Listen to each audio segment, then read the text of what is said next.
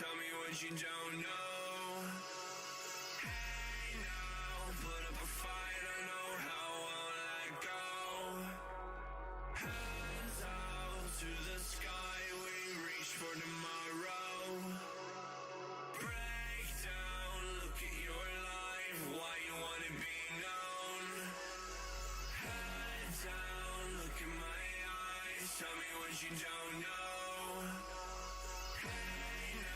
Put up a fight, I know how I won't let go. Hands out to the sky, we reach for tomorrow. No, we don't wanna die, we'd rather be alone. Are you the animal, cannibalistic missile, crashing all around? Are you the animal? Do you remember out on a limb you listen quiet all around? Are you the animal? I'm not afraid of you. I feel we're ready to die. But time is on my side. Feel it going inside me, but you'll never find me. I need my heart to make me whole.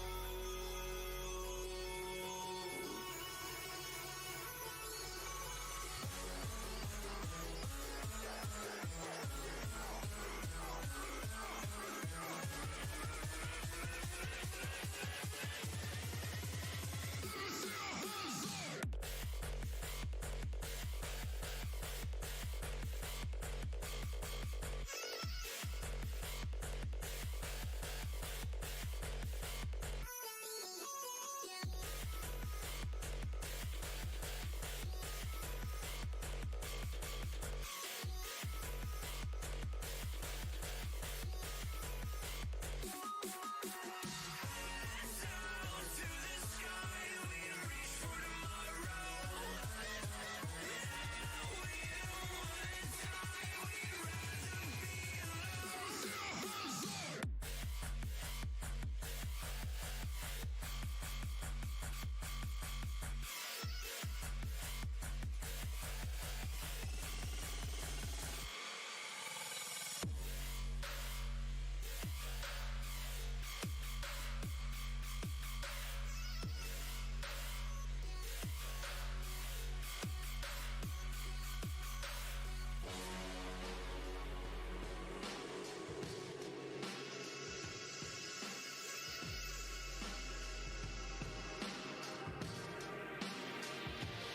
Moving down to LA, to the land of opportunity.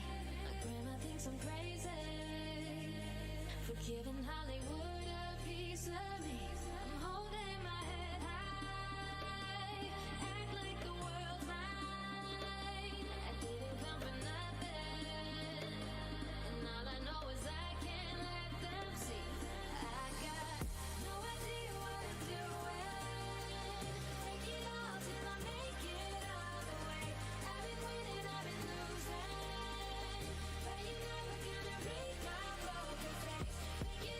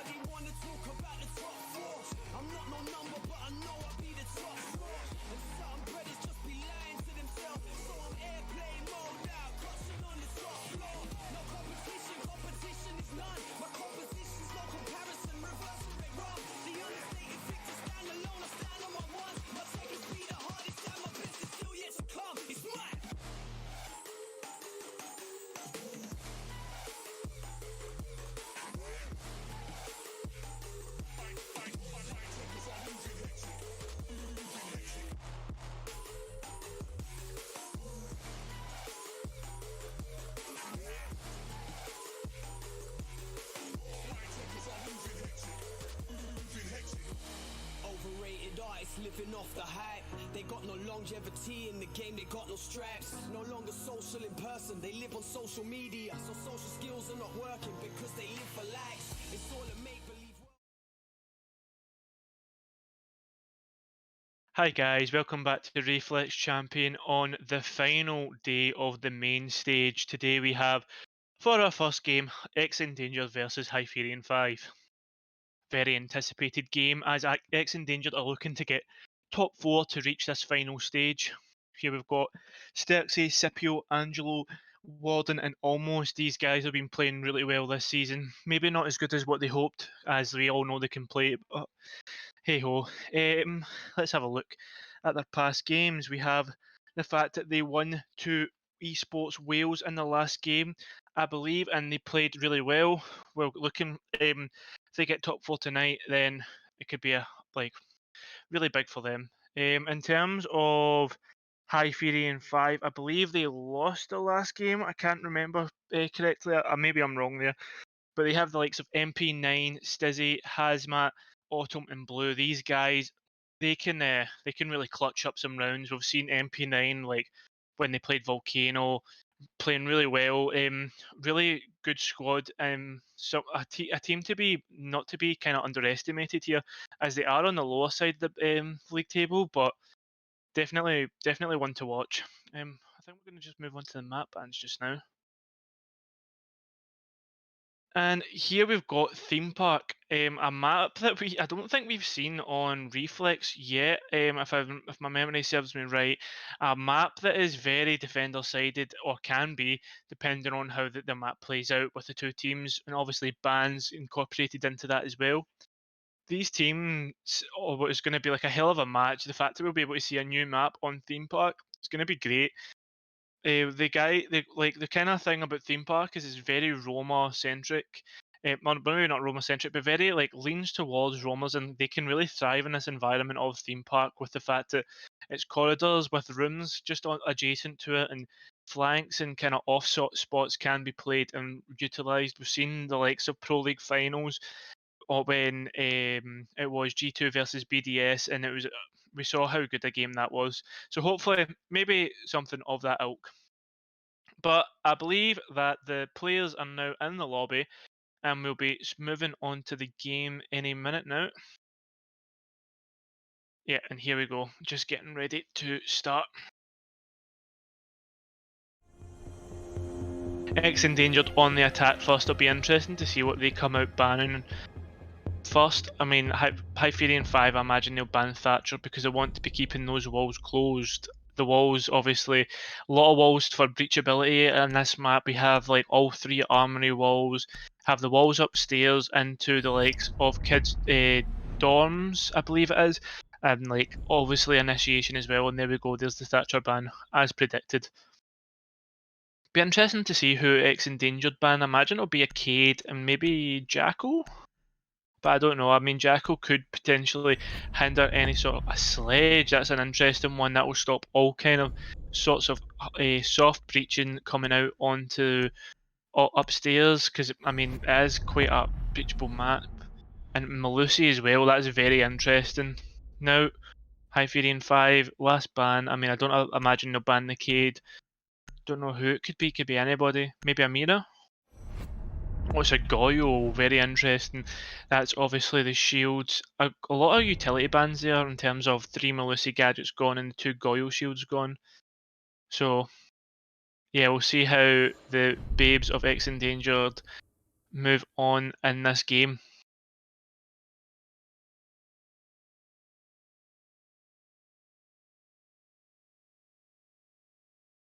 Interesting here. We're going for more of a... Oh, they've switched from the Valk onto Amira. Stizzy... It's just interesting to see how the operator lineup, if they switch to the Valk from the Mira.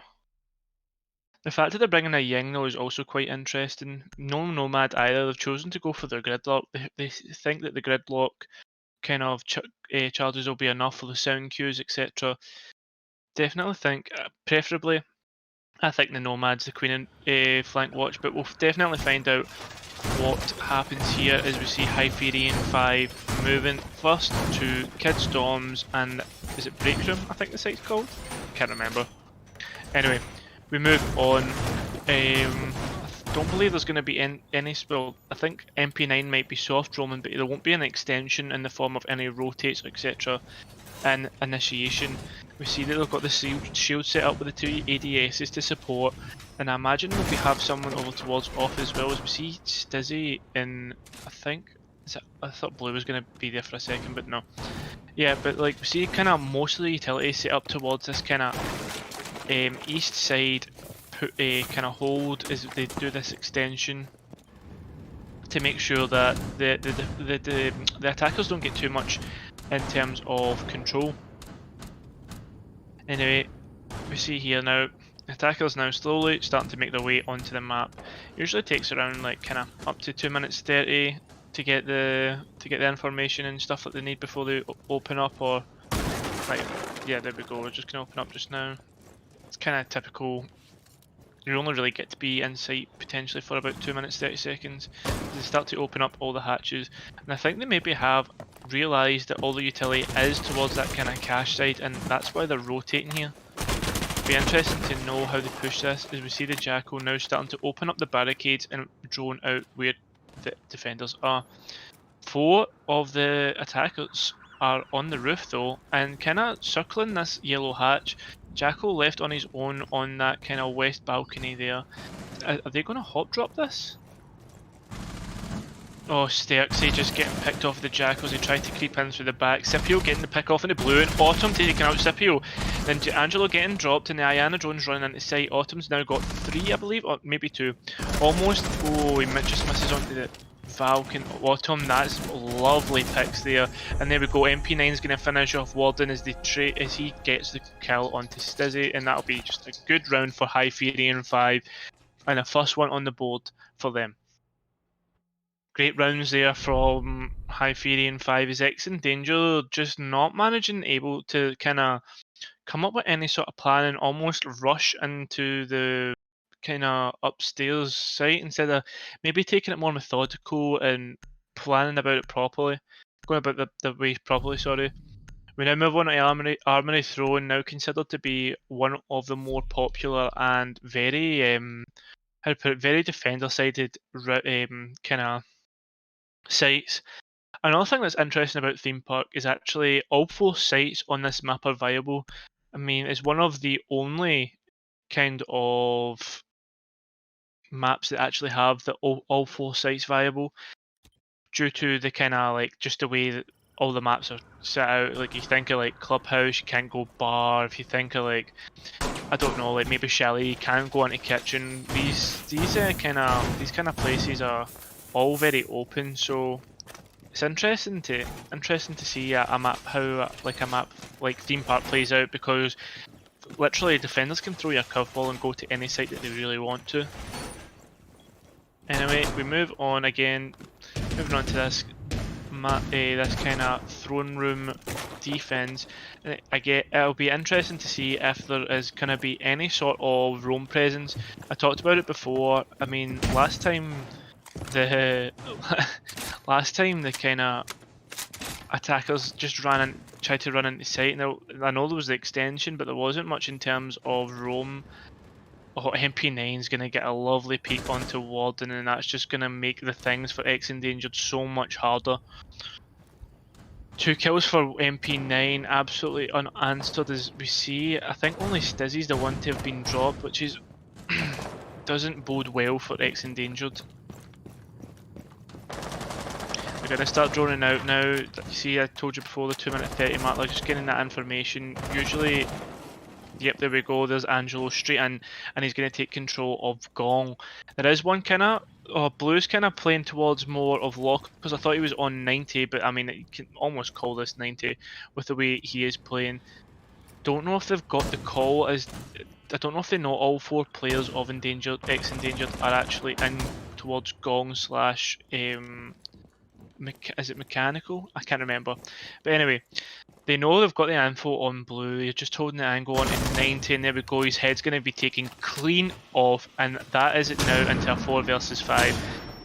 Capitao bolts and all sorts of utility flying through, and almost just going to sprint in, and there's Hazmat going to get dropped. The plant can go down now as they take control of site. Autumn drops Scipio, and there we go. Autumn gets returned by Sterzi.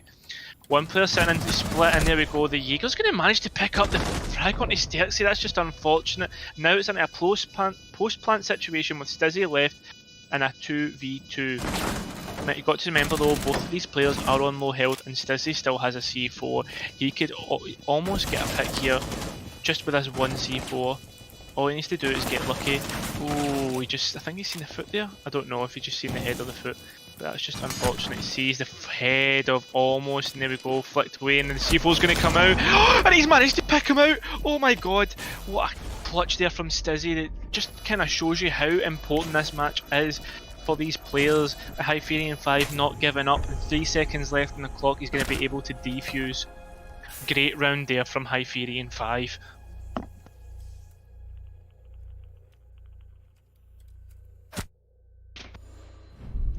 Yeah, what a round there from Hyperion 5. A great sort of clutch there from Stizzy, managing to get the C4 off. I told you before he still had that in his pocket, and the fact that the players were on such low health meant he could literally breathe and they would have died.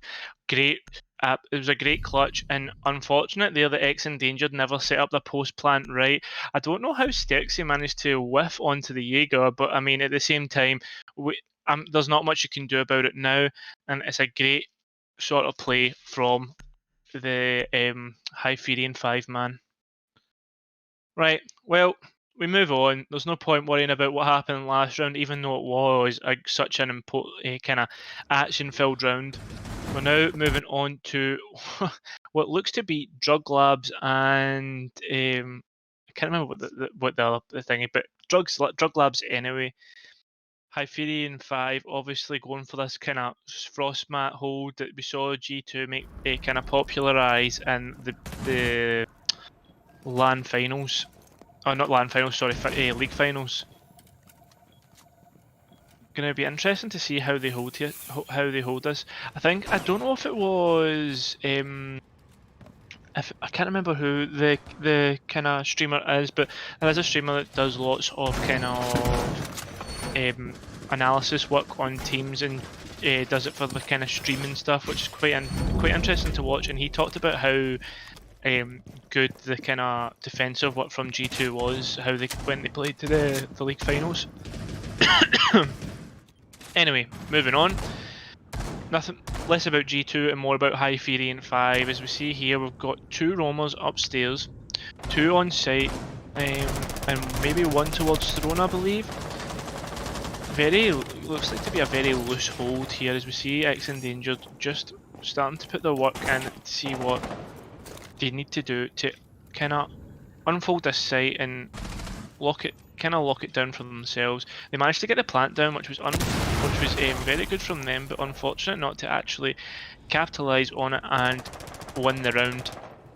See here, we've got the vertical hold from Frost, which could be very important, especially for the late round. I know I keep talking about G2, but we saw how important it was when I can't remember who when one of the players from G2 managed to get the vertical hold. I can't remember, and that's terrible, the fact that I actually forgot his name. Warden now on top of yellow, just kind of cutting through sight, making sure the Frost can't rotate back onto the shield that he has if anyone was to kind of pressure him from Cafe. Stizzy though, he is up towards the kids' dorms, and we see Warden now pushing up towards him. I don't know if is Stizzy on his drone. Whoa, he's managed to down him anyway. It doesn't matter if he's on his drone or if he's not on his drone, because that's going to be another pick. Great from X Endangered, and that's another part of the puzzle gone. Blue now, he now knows that Warden is upstairs and hunting him down, and he's going to reply back, and there we go. It's now a 4 versus 4, and oh, Angelo's going to take out Scipio, and oh no, I think there must have been a mishap there, and Blue's going to rotate back to Kids, and MP9 going to finish off almost. Sterksy now stuck in the barrel room. Oh, that's just unfortunate. MP9 just kind of hunting where Stexy is, but Stexy's going to take out MP9. Still got a frag in hand as well. 3 people left. I think the Frost still persistent upstairs, and Stexy's just going to push towards site. Oh, those shotgun bolts, just unfortunate not to take the to manage to another red ball. Doesn't matter anyway. Just gonna say, unlucky not to damage Stexy, but he's just gonna kill him anyway from the holes that he made previous. There we go. We see the angle there. Lovely stuff from him.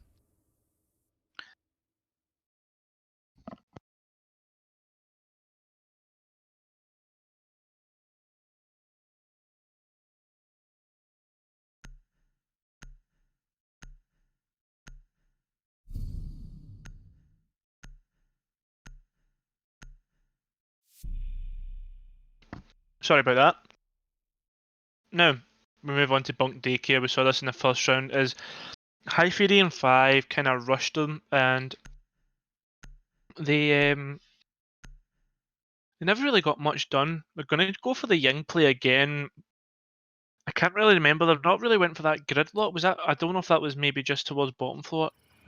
My memory doesn't serve me too well here.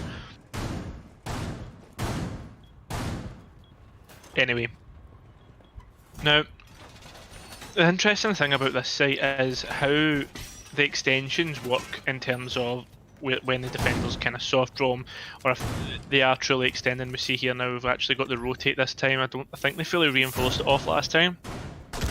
But the way how this site works is it's mostly extensions into initiation and office, with the two like kind of initiation and office players supporting each other to make sure that there's no kind of flanks or anything.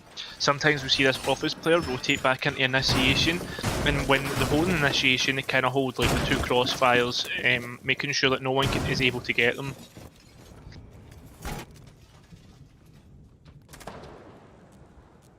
Ex-endangered all kind of like, is that teacups? Yeah, they're all spawned towards teacups, and it looks as if they're going to go for somewhat similar as to what they went last time. That kind of rush from teacups and kind of, oh no, I don't know if was that the Jacko that did that? I think it was the Jacko. Sorry, I don't know why I got so confused there. That's unfortunate. Timing, not be able to get, and that's a smoke completely wasted there. As it reaches absolutely nowhere near, and do you know what's going to reach near? Angelo's bullets to MP9's head as he takes it clean off, and now we're in a 5 versus 4. Hazmat though, he's going to play close to the door, making sure that he is not getting caught out, but Angelo, what a great angle there from the rappel. Yeah, he's playing close on that door, waiting for the flashes, and there we go, there's a Jacko. Oh, and the Bucksman are going to manage to actually take Hazmat out, and there we go, there's the frag starting to fly in. Scipio and Sterzi picking up, but Blue's going to get 2 as well. It's now putting a 2 versus 2. The 2 men stuck in Cafe, as we see Stizzy now position himself to top of yellow. Pre-fire's coming out. Scipio does have the soft breach tool to actually get into sight, and Stizzy, oh, he's going to manage to get a C4 off, and that's Scipio gone, and the soft breach gone. Although, Sterzi does still have these impacts, and if there's anybody you want to be in a clutch situation, it is actually Sterzi.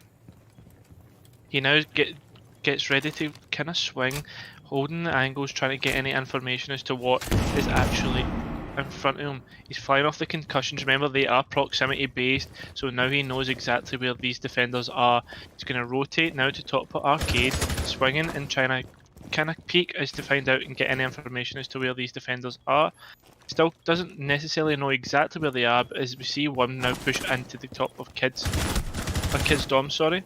And now he's going to pre-fire, and that's a great shot onto Blue. Now Stizzy left with it all to do, and a 1 versus 1. And the plant's going to go down. I think he's going to stick it. Yeah, there we go. And now Stizzy's going to go into this kind of daycare. Sorry, I keep calling it Kids Doms. It's daycare. Anyway, Stizzy's completely got out of dodge there, and he's going to watch the diffuser from a long angle. Stizzy, I don't know if he's maybe got any information as he's rotating through towards Yellow Corridor. Pushing up there. Now going to go through daycare. I don't know if he's going to be able to long arm this though. He's going to pre-fire in towards initiation. Oh no, he's going to be able to long arm this. Oh no, he's baiting out. Oh, see there. almost pick him out. He's just wasting his time, and I think he's done enough. Yep, there we go. Stiercy has done enough to actually win this round for X Endangered. That's unfortunate for Stizzy. He did a great effort there to try and find the information as to where Stiercy was, but Stiercy just done better and was able to get the pick off onto the, I believe it was a mute, and just kind of wasted time of Stizzy. Great play from him there. I mean, hats off to Stiercy there, managing to win that round and bring it back somewhat and give Endangered a bit of hope on this split.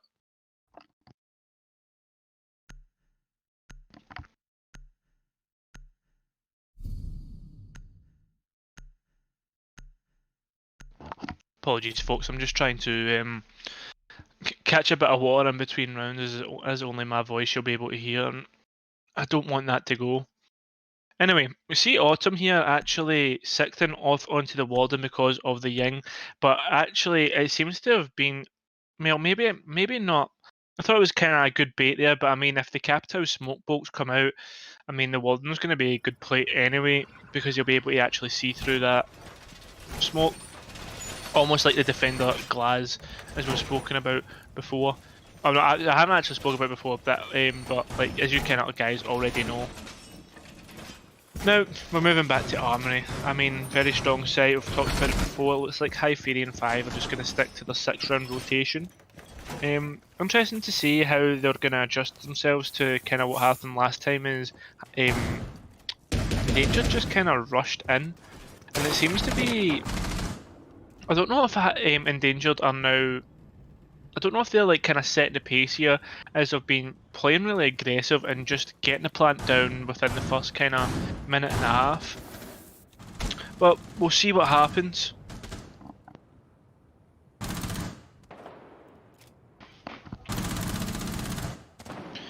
(3-1) in favour of Hyperion 5 on a split anyway. Obviously the split happens every 6 rounds, so I mean, it's kind of not out of Endangered's hand anyway. Stizzy going, I thought he was going for a spawn pick there, that's just unfortunate. Endangered, I don't know what their plan is so far, as they seem all to be rotating towards the kind of barrels room here. I think they're getting ready to, yeah, they're just going to drone out and make sure they've got the information and barrels is clear. A lot of roamers though, as we see three out of sight. 2 left on site. I mean, almost they could potentially just go straight into site here if they can get the picks that they need. Oh, we see one's just come back now, and it's just with 2 minutes on the clock. So 2 are going to persist upstairs. 1 in barrels now, and I think that's Autumn. He's just going to wait for these flashes and smokes to come out. Stiercy is going to take a bit of damage though, and oh, there we go. Stiercy is going to take out Autumn, and now there's the rotation, almost taking out Hazmat. That's 2 down for the Hyperion 5, but almost is going to get taken out by Blues. He gets aggressive on the door. MP9 though, he's gone for the flank, and there we go. Stiercy goes down. MP9 gets a triple. That's a great couple of kills there for him, and now Oni Warden left to do it by himself, and there we go. Blues going to finish it up. A great round for Hyperion 5.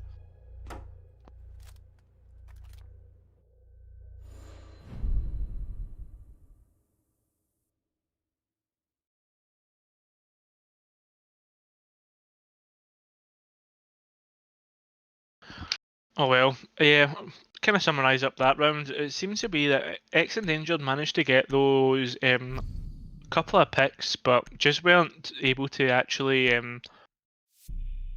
they weren't actually able to kind of capitalise on those picks, and definitely weren't watching the flanks, as kind of the flank came out from MP9. We saw how MP9 just so powerful on that kind of Jaeger, playing so well.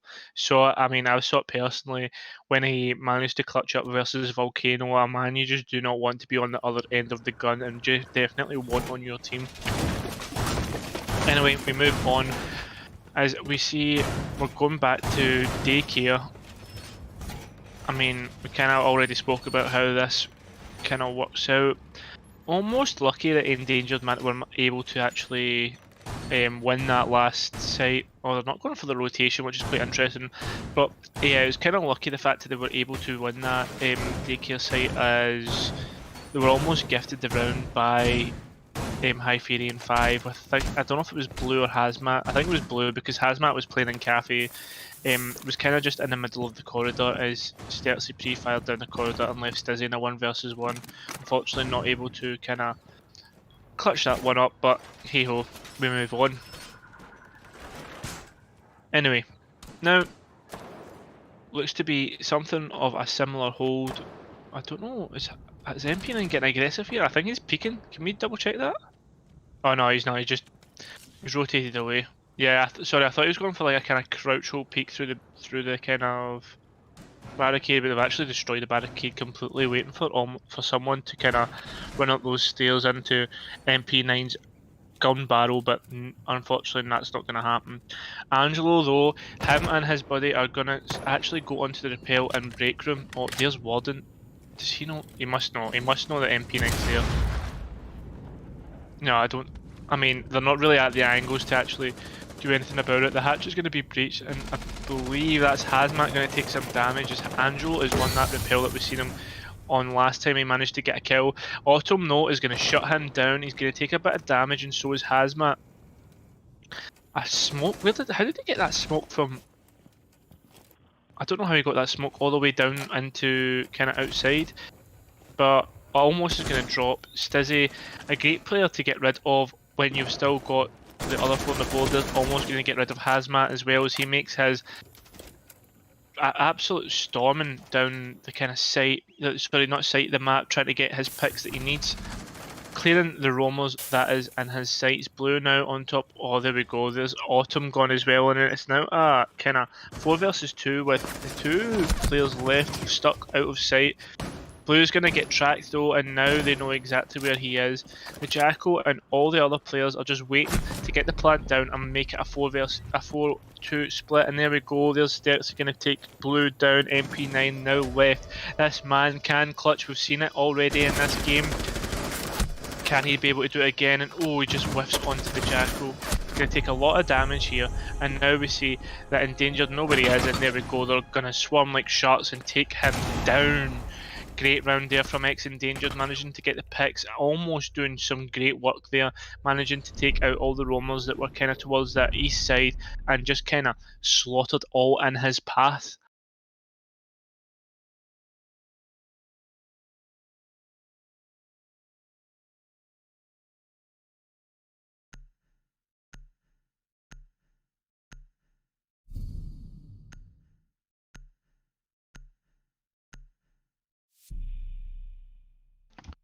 Anyway, looks like an Endangered are going towards Armory Throne. I mean, yeah, I think they were kind of trying to bait to make them look as if it was like kind of drug labs, but it looks now that definitely looks more towards a kind of Armory Throne hold.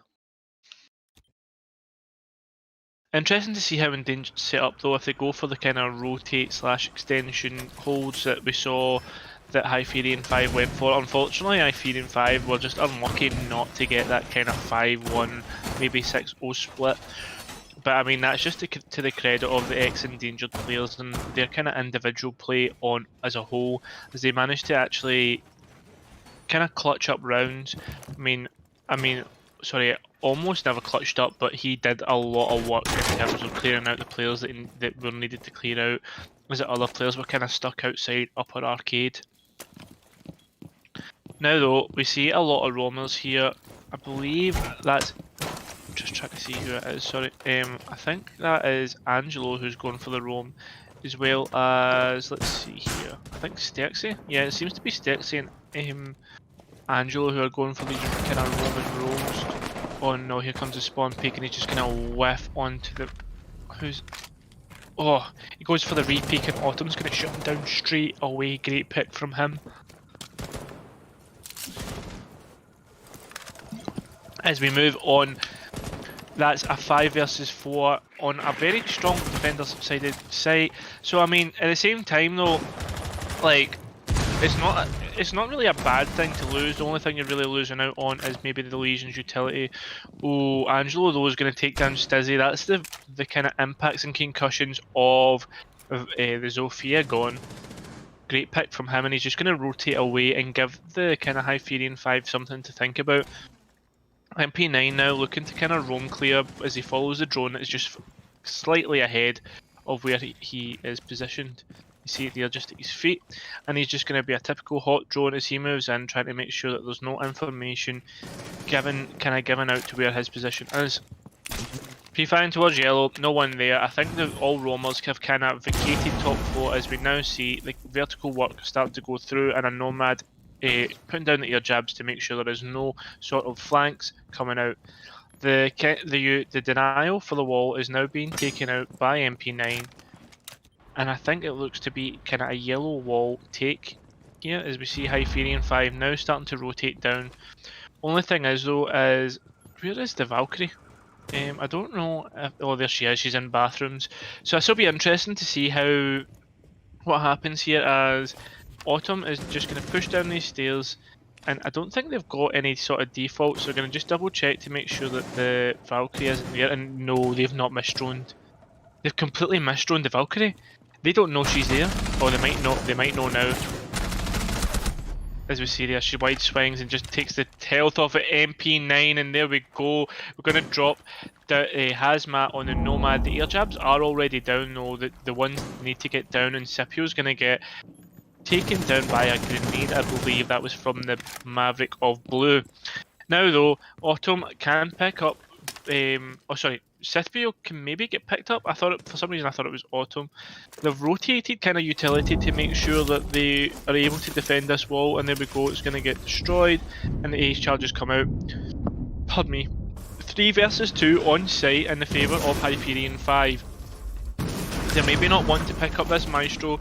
I mean, although it would be an extremely helpful pickup, as we now see Blue and starts to rotate in. Warden's going to pick off Blue, and MP9 also getting taken out by Warden. Autumn brings out his pistol, he's trying to clutch here, and Warden has all the time in the world. He can just wait for this plant to go down, but I don't know, is he going to make that? There we go. Ex-Endangered get the first defender side, the defender round down. I was kind of wondering if the plant was actually going to get down, but unfortunately not.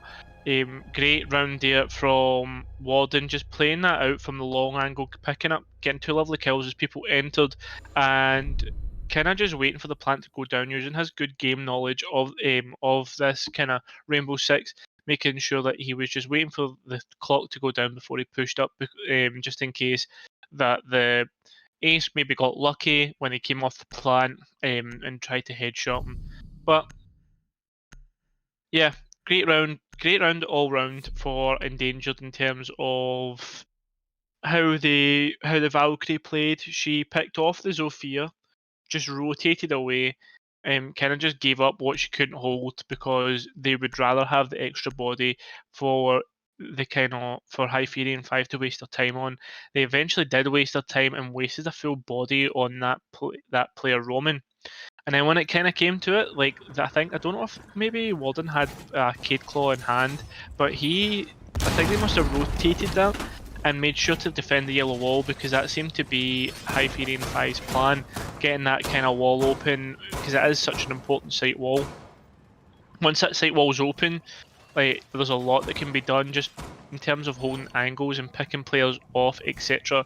But they weren't able to do that, and it all kind of came down to last 15 seconds. They tried to jump through the breach and they could just pick them off one by one, almost like sitting ducks.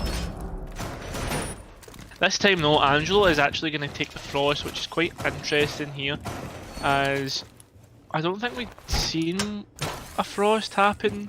I'm trying to remember if we actually saw a Frost other than on Drug Labs. Don't know. But anyway, another interesting thing, an alibi on the roam, someone you don't see so often. Maybe an afterthought for some teams, but yeah, definitely a great pickup that can be utilised very well, especially from kind of the higher tier players in this game. Where is its alibi? Oh, she's kind of roaming down the stairs. That's an interesting roam there. Both players playing below is maybe going out for like a late flank, because MP9 and the rest of like kind of his droning crew move forward and make sure that they don't get kind of caught off guard by any soft roamers that are persistent upstairs. Oh, but there we go. There's Warden. Oh, sorry, almost going to pick off Hazmat there. Great from him. And now Stex is going to take off MP9. Blue is still down. I mean, that would also be a massive loss of utility, as the frag grenades would be gone. I don't know if anybody's rotating back. Is Stizzy and Ultima both holding? Oh, there we go. No, that. Oh, he's just seen him. He's just whiffed. Oh no. Endangered playing this really well. Is playing really passive, and they played really aggressive on the attack. Stizzy taking out Stexy though, and that's one of your roamers gone. I don't think Endangered are going to really complain that much, as they still have 4 on site almost. Well, 3 just now, but with the Valk, yeah, the Valk's playing top yellow, so she's playing really well, just kind of cutting this corridor completely in half, making sure that the attackers actually aren't able to kind of get in there. Oh no, Angelo able to get the pick on the blue, utilising the Maverick holes that were opened up. He was already on low health, but there we go, it's already done. Stizzy's just going to pre-fire on towards where boxes are, and now there's going to be one, and oh, it must have had some information there. Angelo's going to manage to get picked off. I think that was Autumn.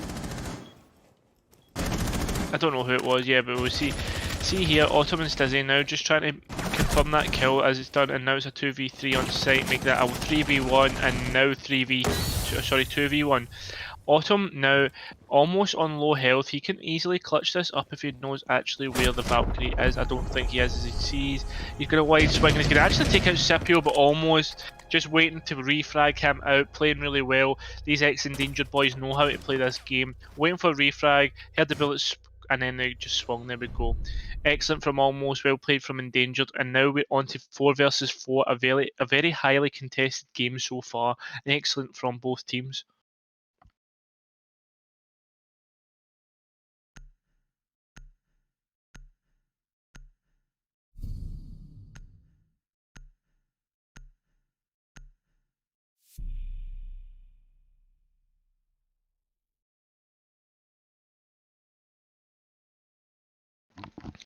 Oh well, here we're just going to kind of talk about the match ratings here. Look at Almost a 1.36 and a 1.17 there. For I don't know who was below. Sorry, can we get that leaderboard up again?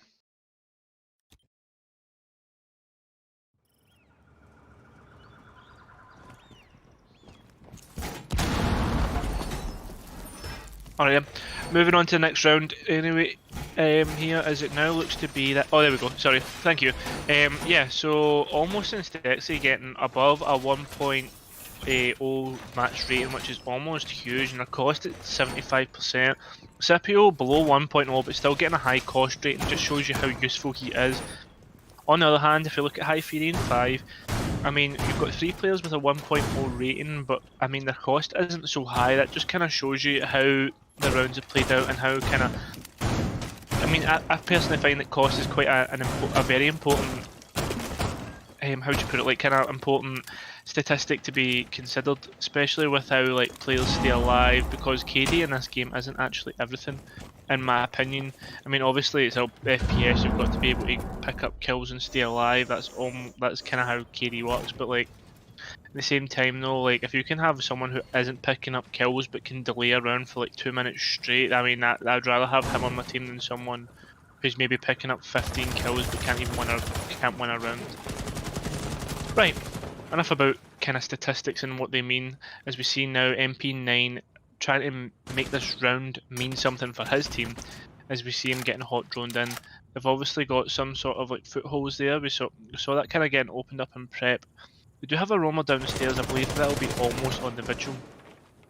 Getting the ping out, and is now the Ash is going to start to hunt.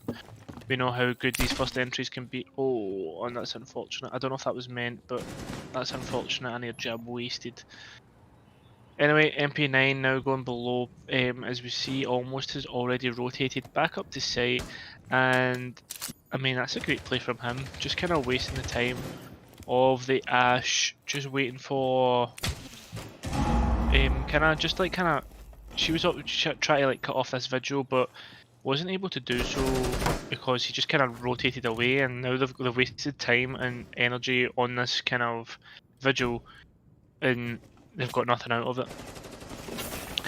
Right, well, Hyperion 5 are going to now start to stack up on this east side. They've not got much done in terms of breaking down utility and opening walls, but they've got a minute 20 left on the clock. Dizzy just holding this long angle all the way into bathroom. They're almost on site now as we see Endangered almost pushed out of their own site. We do have a Maestro though who is in vault, who's going to get wide swung, and there we go, the long angle from Warden's is going to be played really well. He's going to pick up 2 and then Scipio's going to get the refrag, and now Scipio's going to pick up 2 and he's going to get traded out. In the end, that is a great round for Endangered, and now they go into a 5 versus 4 advantage for their team. Very well played and very, not passive, how do you put it, like, very patient. Especially with the fact that they got the Vigil to rotate away from his roam, especially with like almost a minute 50 on the clock, I think it was left. So, well played from them.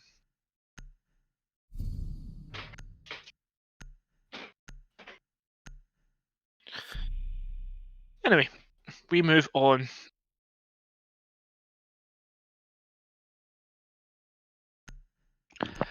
Armory Throne, again, we've already spoke about this site. It is a very defender-sided it is very defender-sided, especially with how the kind of like roamers play out. If you've just kind of joined us there, then you'll know that.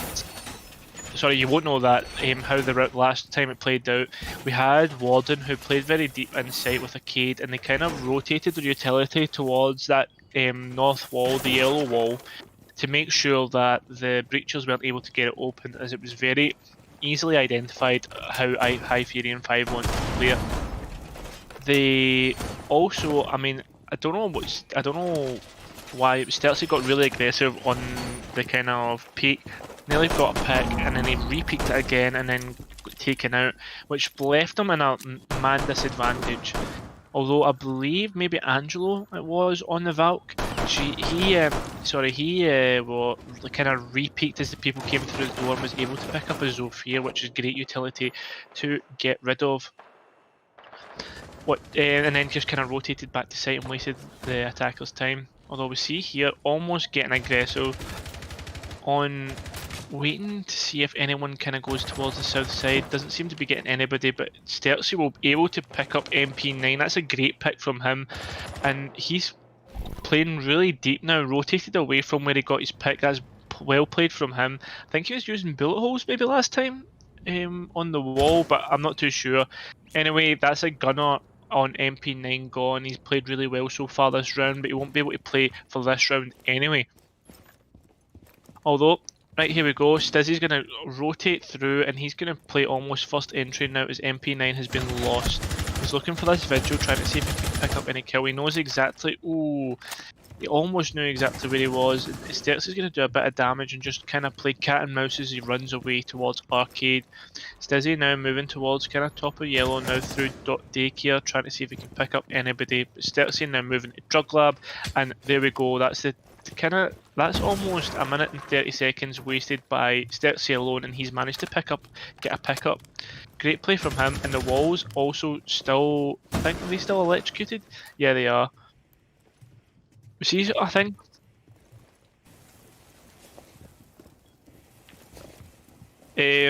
Well, actually, in turn of events, we've actually managed to get another caster, and he's just going to join me in a few seconds. I don't know, is Grizz here?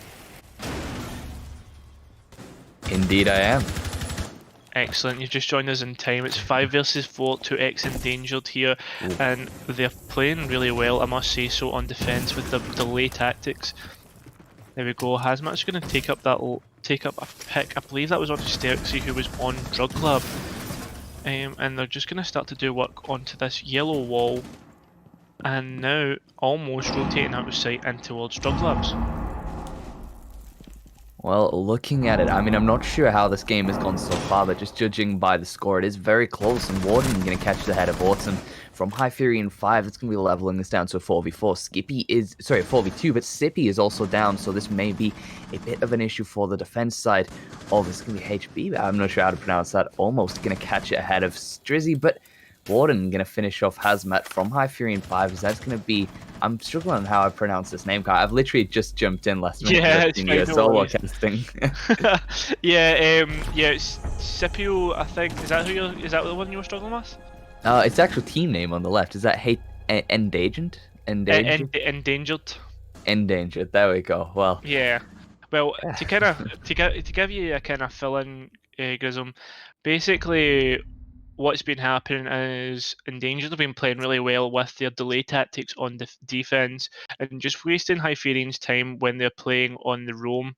I mean, it's been back and forth all game. And Endangered have been like kind of rushed on their attack, and at first I thought, oh, maybe they're just kind of playing this really loose, but on the defense they've been really structured and playing really well. I mean, ones to watch out for here, I'd definitely say Autumn and MP9 have been the kind of main gunners here for Hyperion 5 with their gun skill. In terms of Endangered, I mean, the whole squad's actually been chipping in. If you just kind of look towards where the kills are at, I mean, it's kind of all over the board. Obviously, almost and Warden and Stercy, sorry, kind of towards the higher end, but almost like all the whole squad's kind of chipping in. Well, it just sounds like an interesting game so far. Going on to match point. Endangered could have this one on this round. This is actually the first cast I've done for Reflex. I just seen you solo casting and my other production gig got cancelled, so I thought, you know what? Let's just see if I can hop on. I mean, hey, we've also got a game in, 3 days together, so figured, this will be a nice little pre-game show to see, because Hyperion, I've not seen them in a very long time after they changed their name recently I think it was Hyperion that changed their name, but seeing them back in action is really going to be exciting. Going for the rappel up to the second floor, maybe do some roof entrance drone work, going out, making their way slowly but surely into the castle entrance. I think the second floor entrance is going to be really the way they need to go with this one. Slowly making their way into the point, but Endangered, looking at how they've got the setup, they have a very strong defense, and they are ready for this offense to make their push. They have the Frostmet set down, they have two different sources of intel, and as we can see there, Sturksy isn't even going to wait. He's going to catch the head of MP9 with that MP5.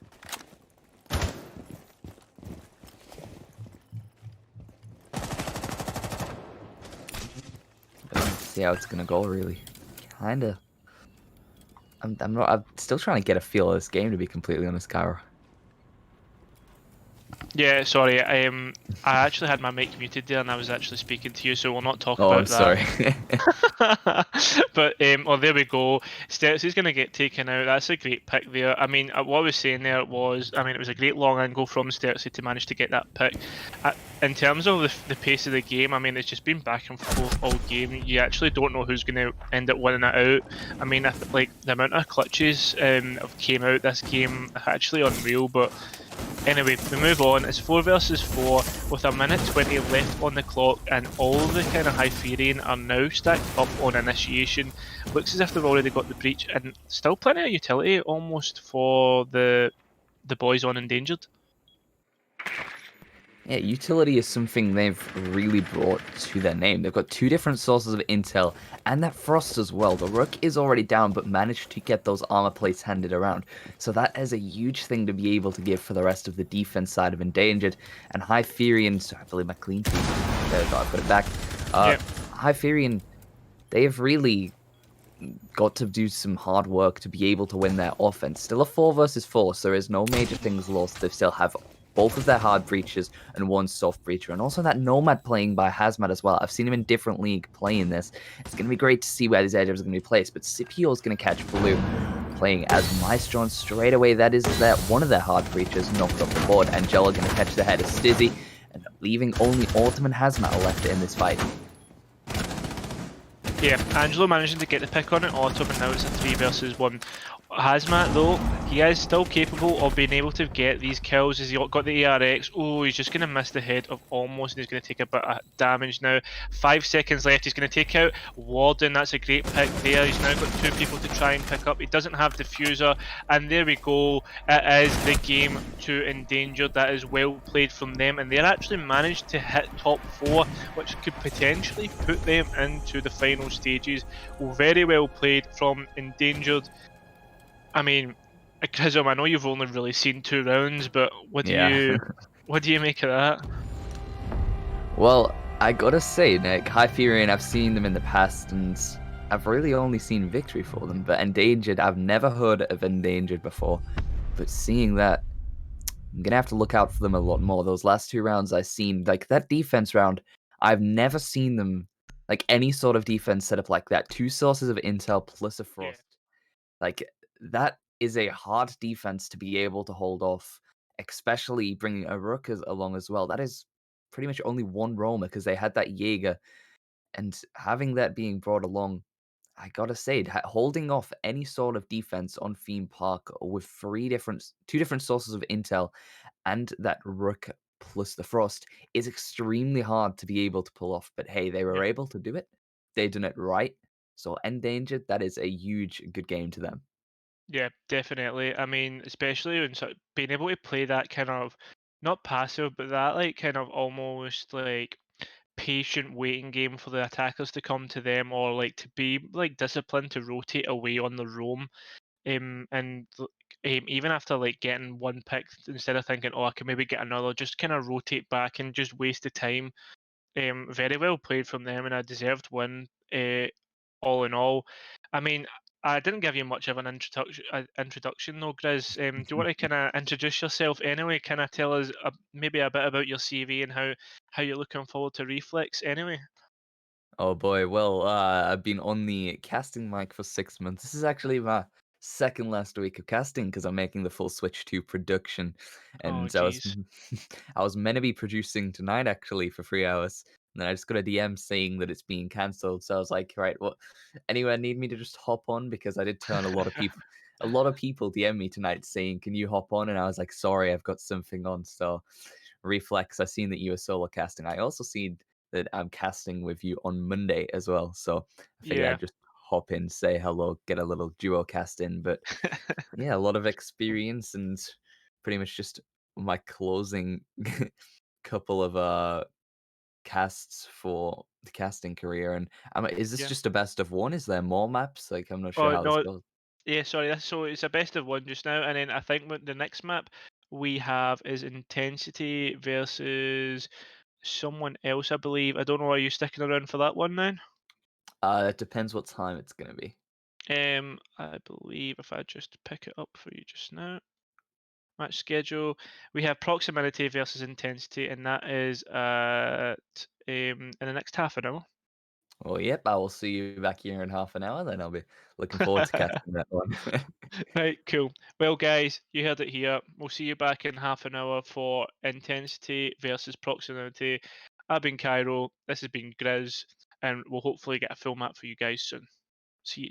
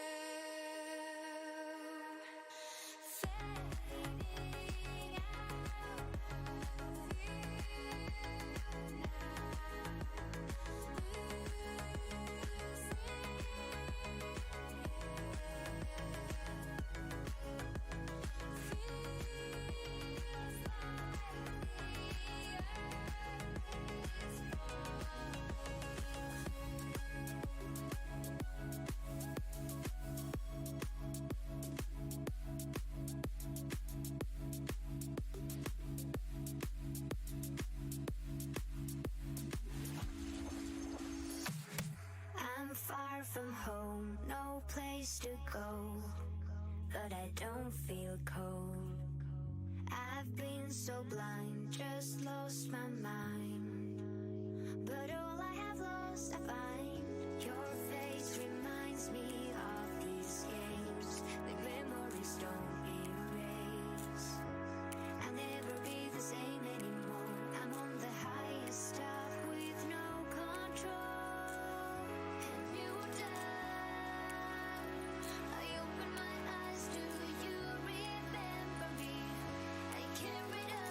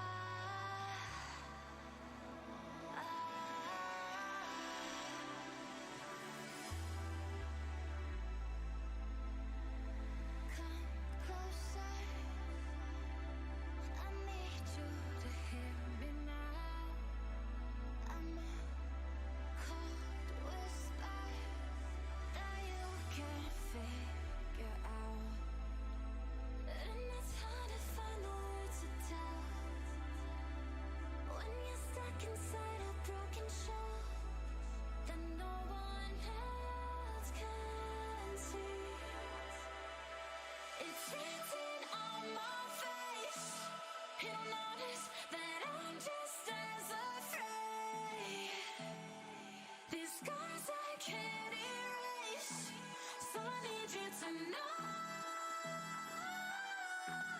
So high.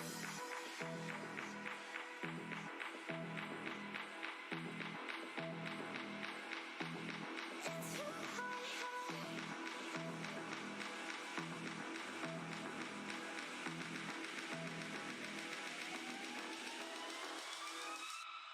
It's who I am.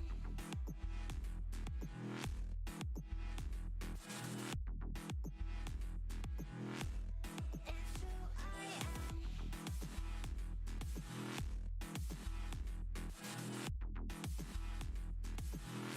It's who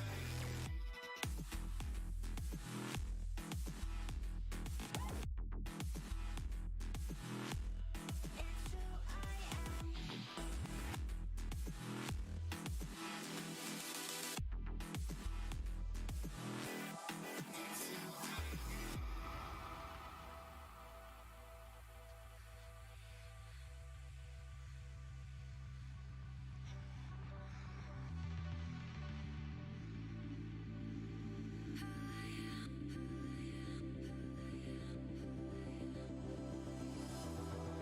One billion reasons in the stars. In prison, deep within my heart. It's written on my face that I'm just as afraid. These scars I can't erase, so I need you to know. So high, want you to understand. It's too high, want you to understand.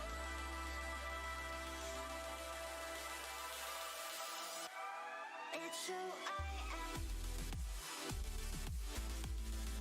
Who I am. It's who I am. Who I am.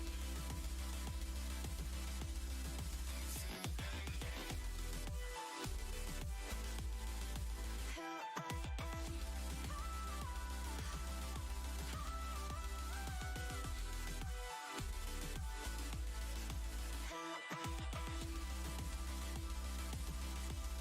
It's who I am. Who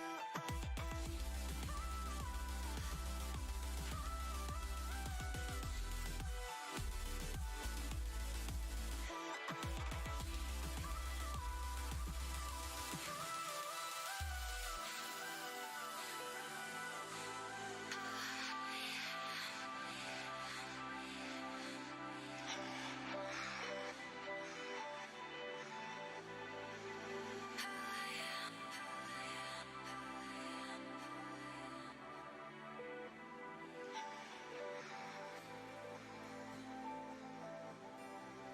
Who I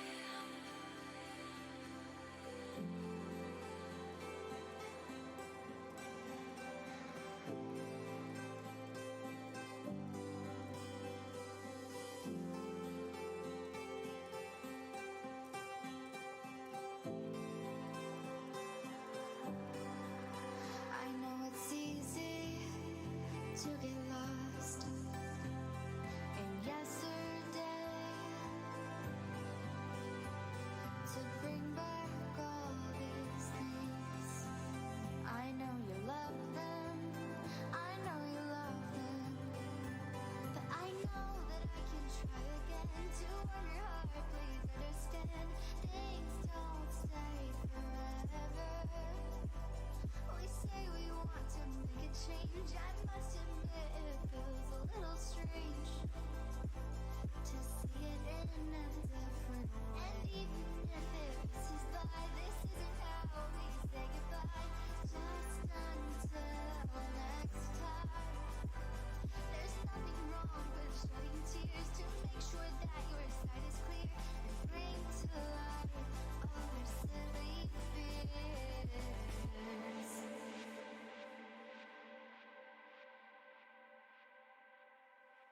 That's terrific. I'm so proud of you.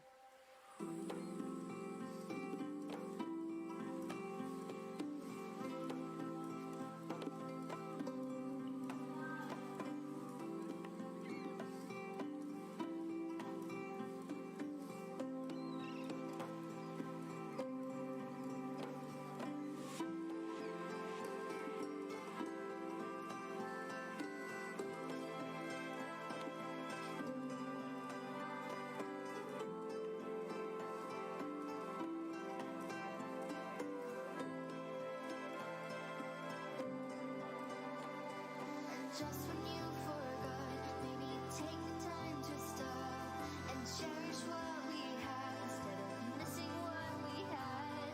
You only notice when it's gone because to satisfy what you long for. You will have to try again to fill your heart. Please understand, things don't stay forever. You know you've got something could change. You must admit it feels a little strange to see it in a different way. And even when it passes by, that wasn't how you said goodbye. Just until next time, you'll still be through the falling tears. And now you know your sight is clear. Bring to life all your silly fears.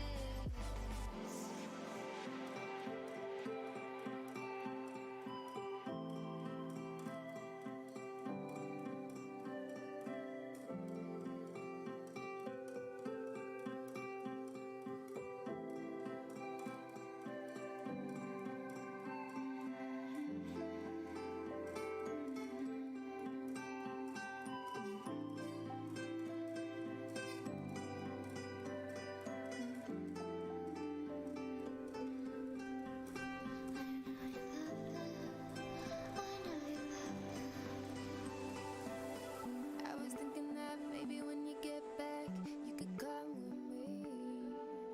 Fuck work, fall in love right now and spend all our money. Jump with me. Jump with me. I've been feeling it buzzing in my fingertips. Wanna try you out. Get lost, get far away, and do what we wanna do now.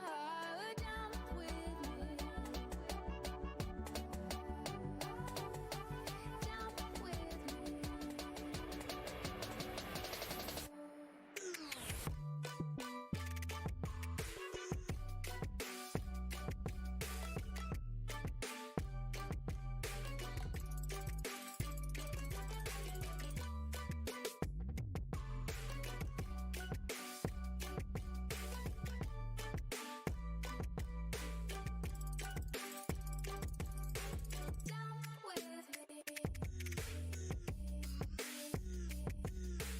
Jump with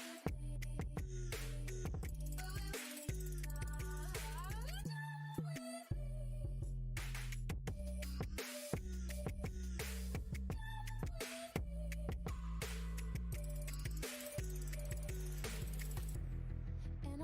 And I know the odds are always stacked against us. Even though we're young and trying to baby don't get no. And I know da da da da da.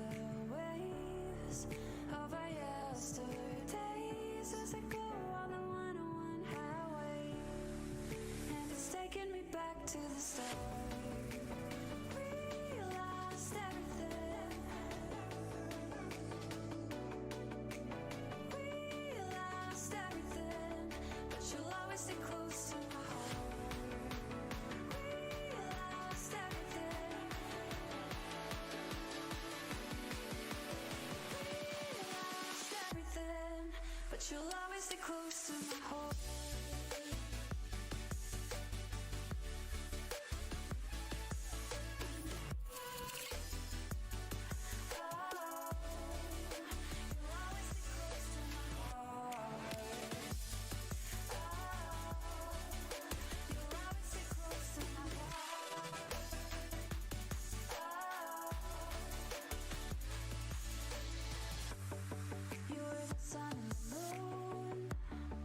Spinning me around.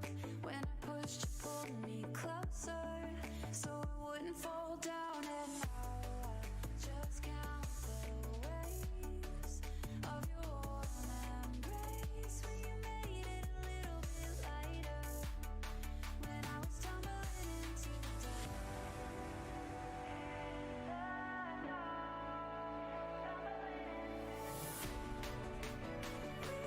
lost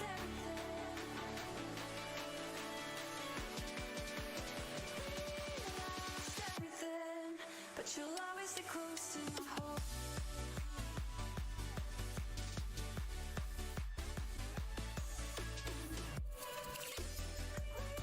Lost everything, but you'll always stay close to my heart. You'll always stay close to my heart. You'll always stay close to my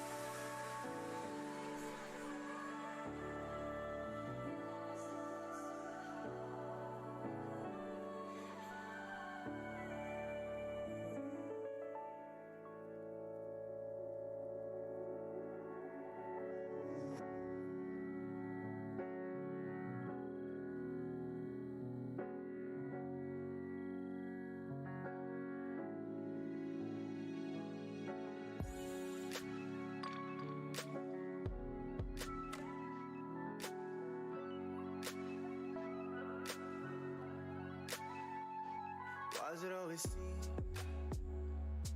like I'm moving backwards? Caught up in a dream, everybody's actor. Why's it always seem like people change faces and nothing is real? Oh yeah, and you know I've seen better days. Yeah, you know I've been through some things. Yeah, I've been sending prayers through the roof. Oh, truth. Yeah. Don't need all the answers, just tell me what life is for. One day I'ma wake up with a reaper at the door. Don't need all the answers, just say anything at all. I've been praying for a minute, I've been waiting on your call. Oh, don't need all the answers, just tell me what life is for. One day I'ma wake up with a reaper at the door. Don't need all the answers, just say anything at all. I've been praying for a minute, I've been waiting on your call. Oh, I've been waiting on your call. Oh, yeah. I've been waiting on your call. Oh, I've been waiting on your call. Oh, I've been praying for a minute, I've been waiting on your call. Oh,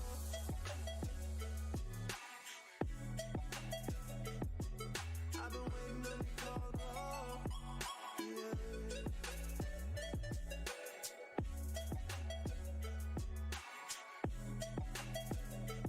Oh, yeah. I've been so patient with you, don't you know? I've been so down with you, and you know it. You never come around, and I show it. Just give me one chance right now, and I won't blow it. Oh, and you know I've seen better days. Yeah, you know I've been through some things.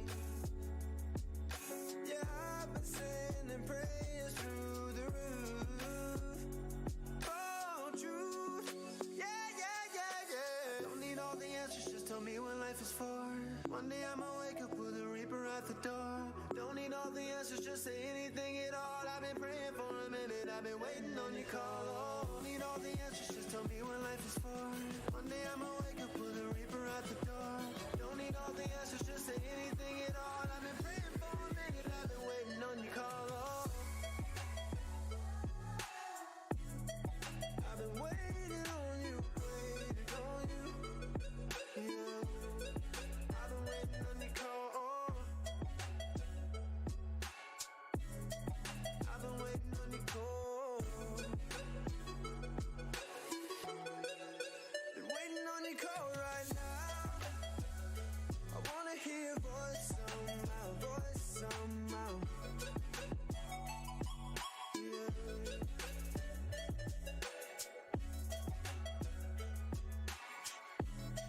I've been waiting on your call.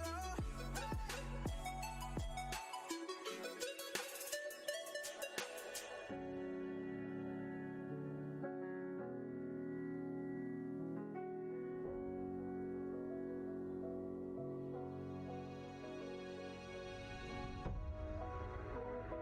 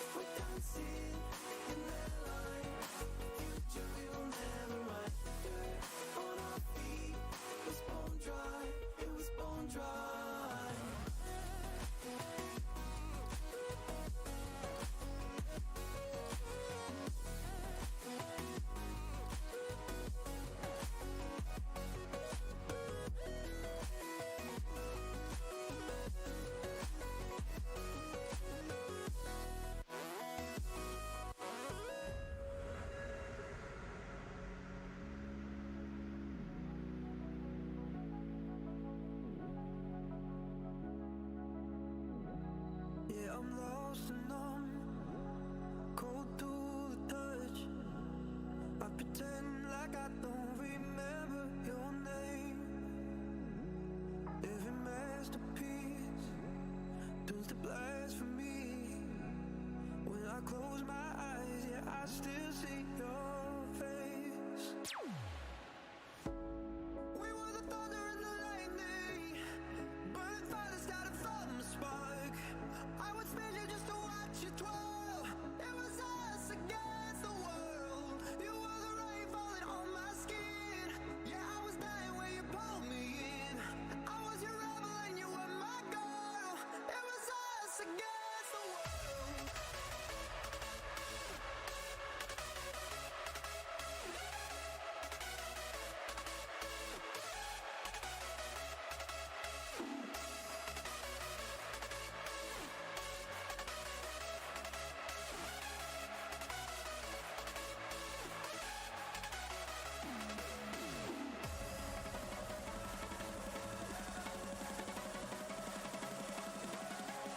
I was your rebel and you were my girl.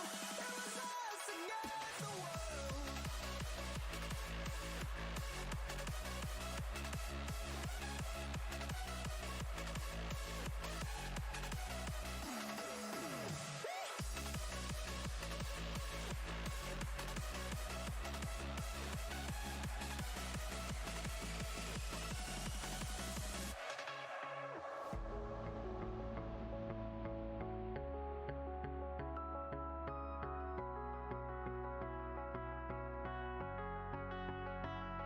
Yeah, I'm pale and gray, all dust and fade. When I call for you, all I hear back is pain. Every song must end, even diamonds fade. When the darkness comes, I count up my mistakes. We were the thunder and the lightning, burning fire that started from a spark. I would spend you just to watch you twirl. It was us against the world. You were the rain falling on my skin. Yeah, I was dying when you pulled me in. I was your rebel and you were my girl. It was us against the world.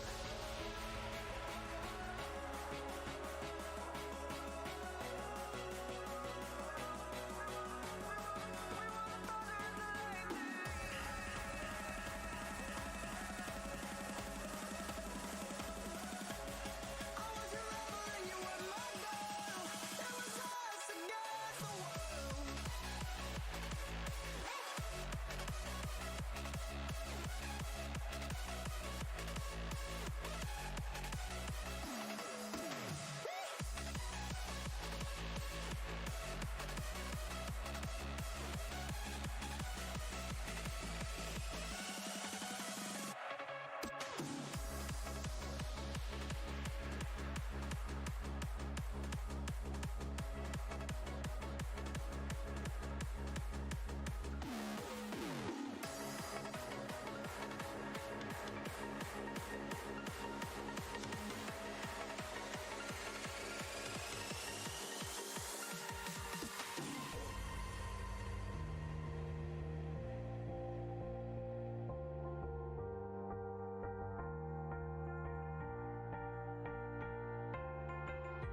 I had the roses, but never your heart.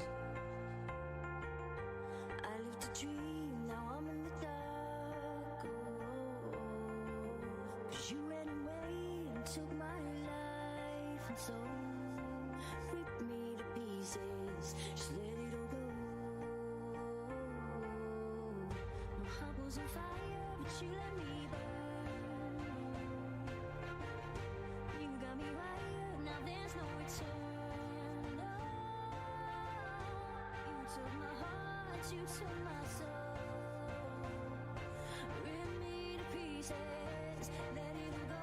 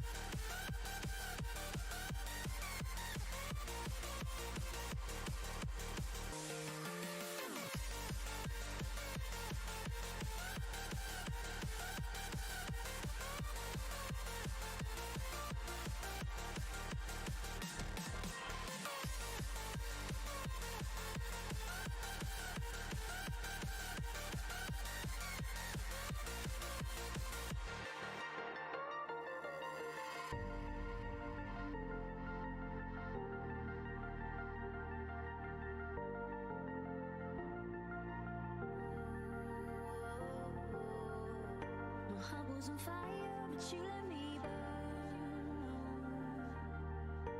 You got me wired, now there's no return. No. You took my heart, you took my soul. Rip me to pieces, ready to go.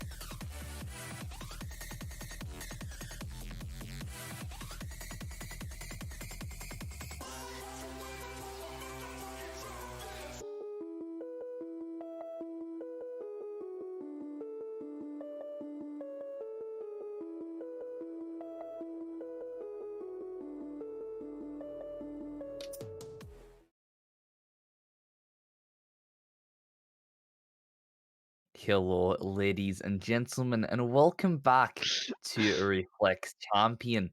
My name is Grace. I'm one of your casters for this evening, and alongside me on the virtual casting desk is also going to be Cairo. Do you know, Grissom, that's actually a really good accent.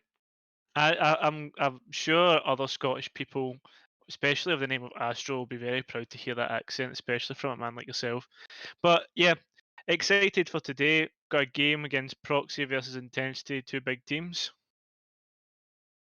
Um, Proxy, obviously, last time coming in from a loss, and Intensity, they actually managed to win like a kind of against their top dogs of Sam Clan after a max overtime. So these guys are obviously going to have some sort of like buzz and kind of momentum coming from that game, especially coming from such like a kind of coming from such a hard game, especially.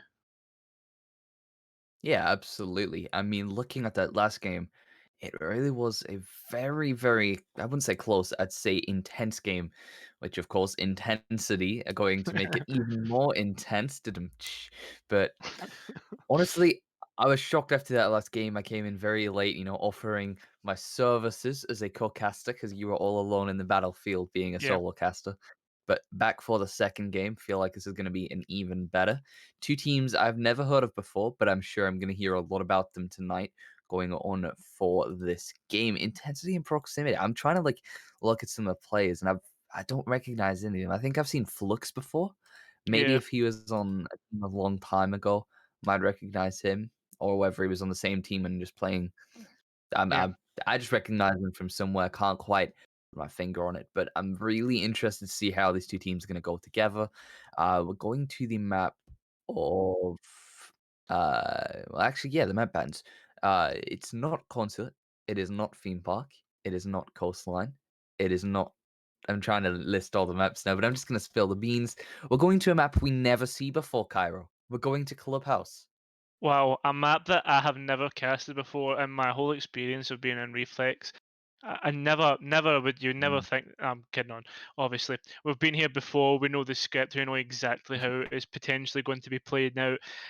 Especially with these two rosters and how they like to play very frag heavy rosters, especially on Proxy. I mean, Proxy were in our top three last year. I think they won it. I'm not too sure, but they are a team who are well known, especially in Reflex, and a team that we know can perform well. Mm. Absolutely. I've not seen either from the teams, but you know a lot more than I do.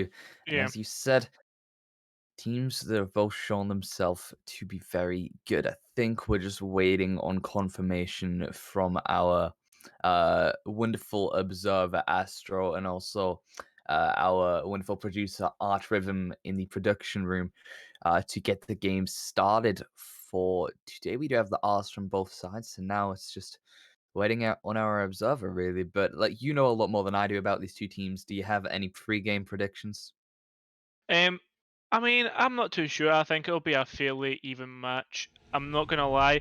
I think the people that you should be looking out for today is you should be definitely looking out for the likes of Watt and 11, and looking out for Element and Geico. That's my kind of prediction for our kind of two top performers on each team. But I think this is us heading into the match just now as the bands come underway.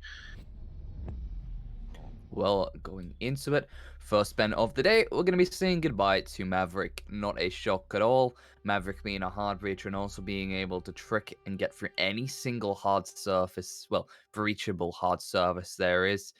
That is going to be a obvious choice to get taken off. Usually, sometimes we see Herbana. And of course, second Ben of the day, early prediction is going to be a Thatcher. Am I right? Of There we course, go. yeah. Yeah, you could put your mortgage on that if you wanted, Guzzle. I mean, let's be honest. These guys, the bands are kind of typical. We don't tend to see much else apart from maybe a Habana band. But if you left that Thatcher up, it'd be quite an interesting match to say the least. Yeah, Imagine this is. leaving. Sure. I was just about to say. I think this first band. There we go. Just literally about to say it's going to be a Cade if I didn't fumble over my words. But there we go. I mean, what do you think this last one's going to be, Mira? A mirror, definitely. There we Let's go. take a quick look there and see. We're too good at this, Cairo. We can predict any single bend there is straight away. Mirror is wiped out the pool. Unfortunate, but kind of common, you know. We're not going to see any Mirror for today. Yeah. Huge source of intel already off the board. Oh yeah, I mean this is massive. I mean, like, as much as we say like, oh yeah, this is common bands. I mean, you can kind of predict because we've casted so much of Clubhouse. But I mean, if you leave any of those operators on the board and it kind of turns into a different style of play, I mean, the attackers get so much more advantage with, like, for instance, if you just look at one site on CC, you think how easy it would be to get open construction wall, garage wall, CC breach. Like, I mean, this stuff like kind of just almost kind of given would be given to the kind of attackers from the defenders, and it just turns into an absolute bloodbath.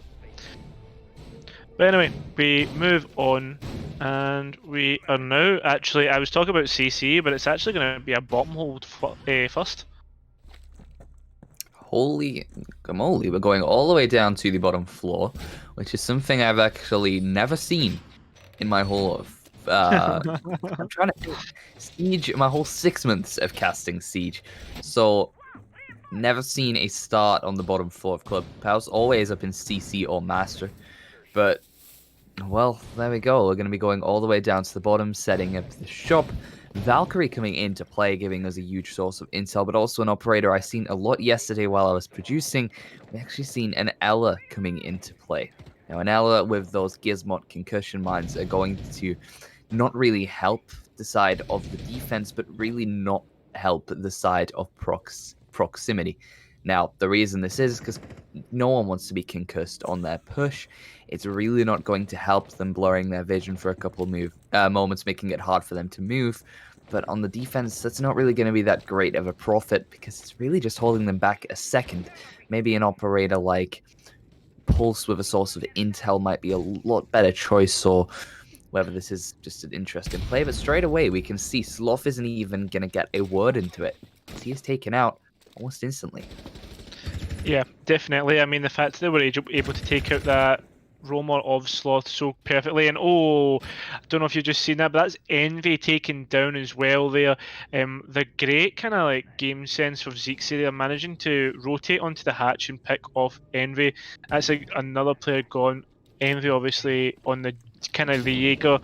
Sloth, I mean, that's a great pick as well. That's like a kind of 3-speed operator. If you come to like kind of close quarters with an Ella, you can die pretty quickly, or pretty like, because that gun's just kind of rocks your boat.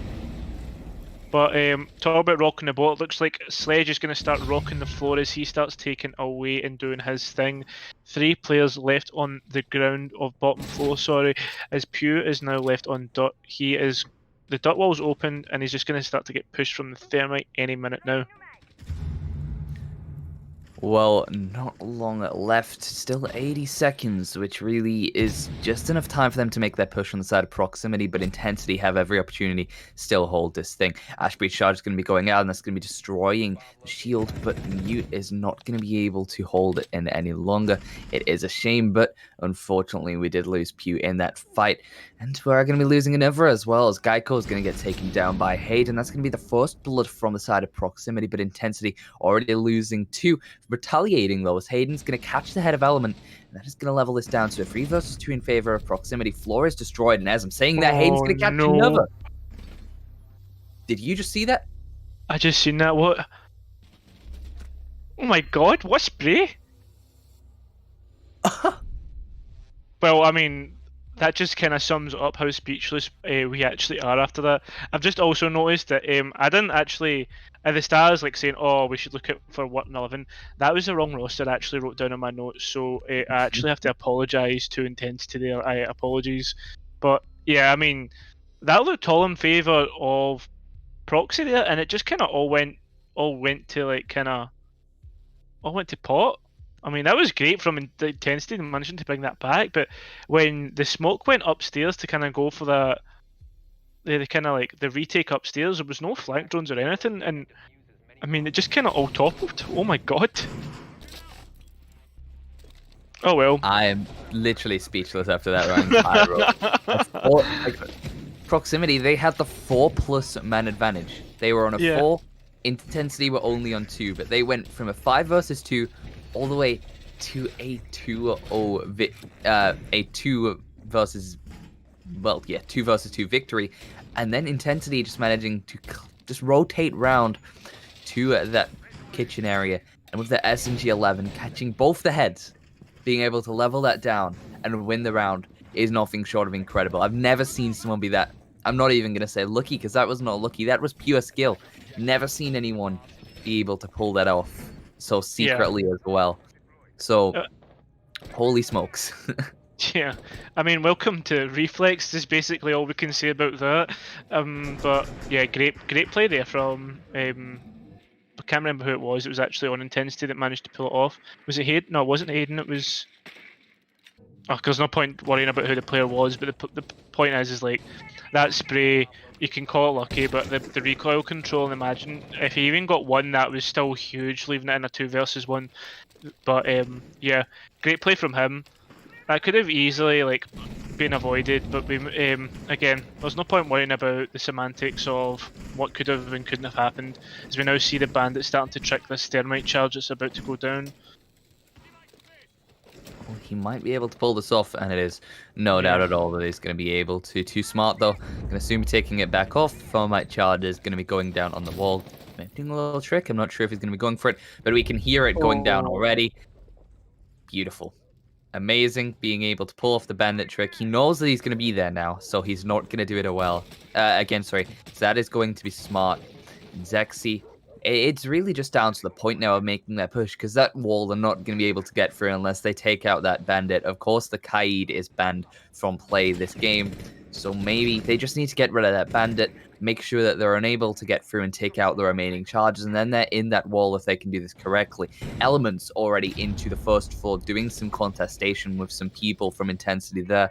Not really much gunfighting going on at all, but Sloth and Envy are doing a very strong hold of this top red stairs, which I'm actually excited to see, because Element is on that first floor waiting to do his push up that stairs.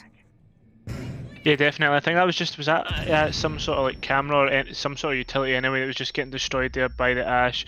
It looks to be like some sort of bait and switch between this Termite and Bandit, although it looks now that the two Bandit charges are now firmly stuck on the ground as the Bandit has rotated away. And I don't know if you've noticed, guys, but we are now on 50 seconds. That's only the construction wall opened. We now see Zixi and potentially... Yeah, I think that's like the Ash and Zixi starting to kind of look towards the bottom of red here. But where has the Ash went?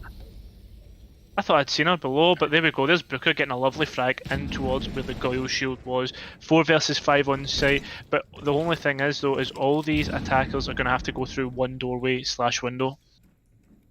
They are indeed, and it's going to be hard for them to be able to do it. Sloth and Envy are still going to be holding this red stairs, which is a very smart move, but they are all in construction. One Nitro on their gun, but Sloth is going to prove them wrong. Actually, as Geico is going to get taken off the board. Element's going to fall. Zeke getting the reflag onto Pew, and catching another, and that's Flux off the board as well. Sloth catching Zeke, though, shutting him down. Boca catching the head of Envy with that SMG-11, sorry. Defusing being planted, 1 second left, he has to plant. Sloth is going to know exactly what's going on, and he shuts him down. Flawless round, I do not think so, actually. There was a lot of kills. It was definitely not a flawless round. It must be a little game book. But holy smokes, was that a round and a half? Yeah, an absolute flurry coming out in the kill feed at the end there. I mean, I genuinely couldn't keep track of who was getting who and what was happening, but all I saw was that Proxy actually again unlucky on their hold, but maybe I mean maybe it's unlucky, but maybe it's just good play from Intensity. You said there was 2 players stacked up on that red to make sure one was watching construction door, one was watching red, or they could even switch out while one was reloading, etc. The communication and the kind of teamwork, team play there from Intensity was pretty good anyway. But now looks like we're heading towards this kind of bedroom gym hold with the cash extension, as we see so often. Yeah, this is a sight we see. I wouldn't say commonly. I'd say commonly after we go to CC and Cash. Like, you'd never see a start on bedroom unless some people are feeling like they want to spice things up a little bit.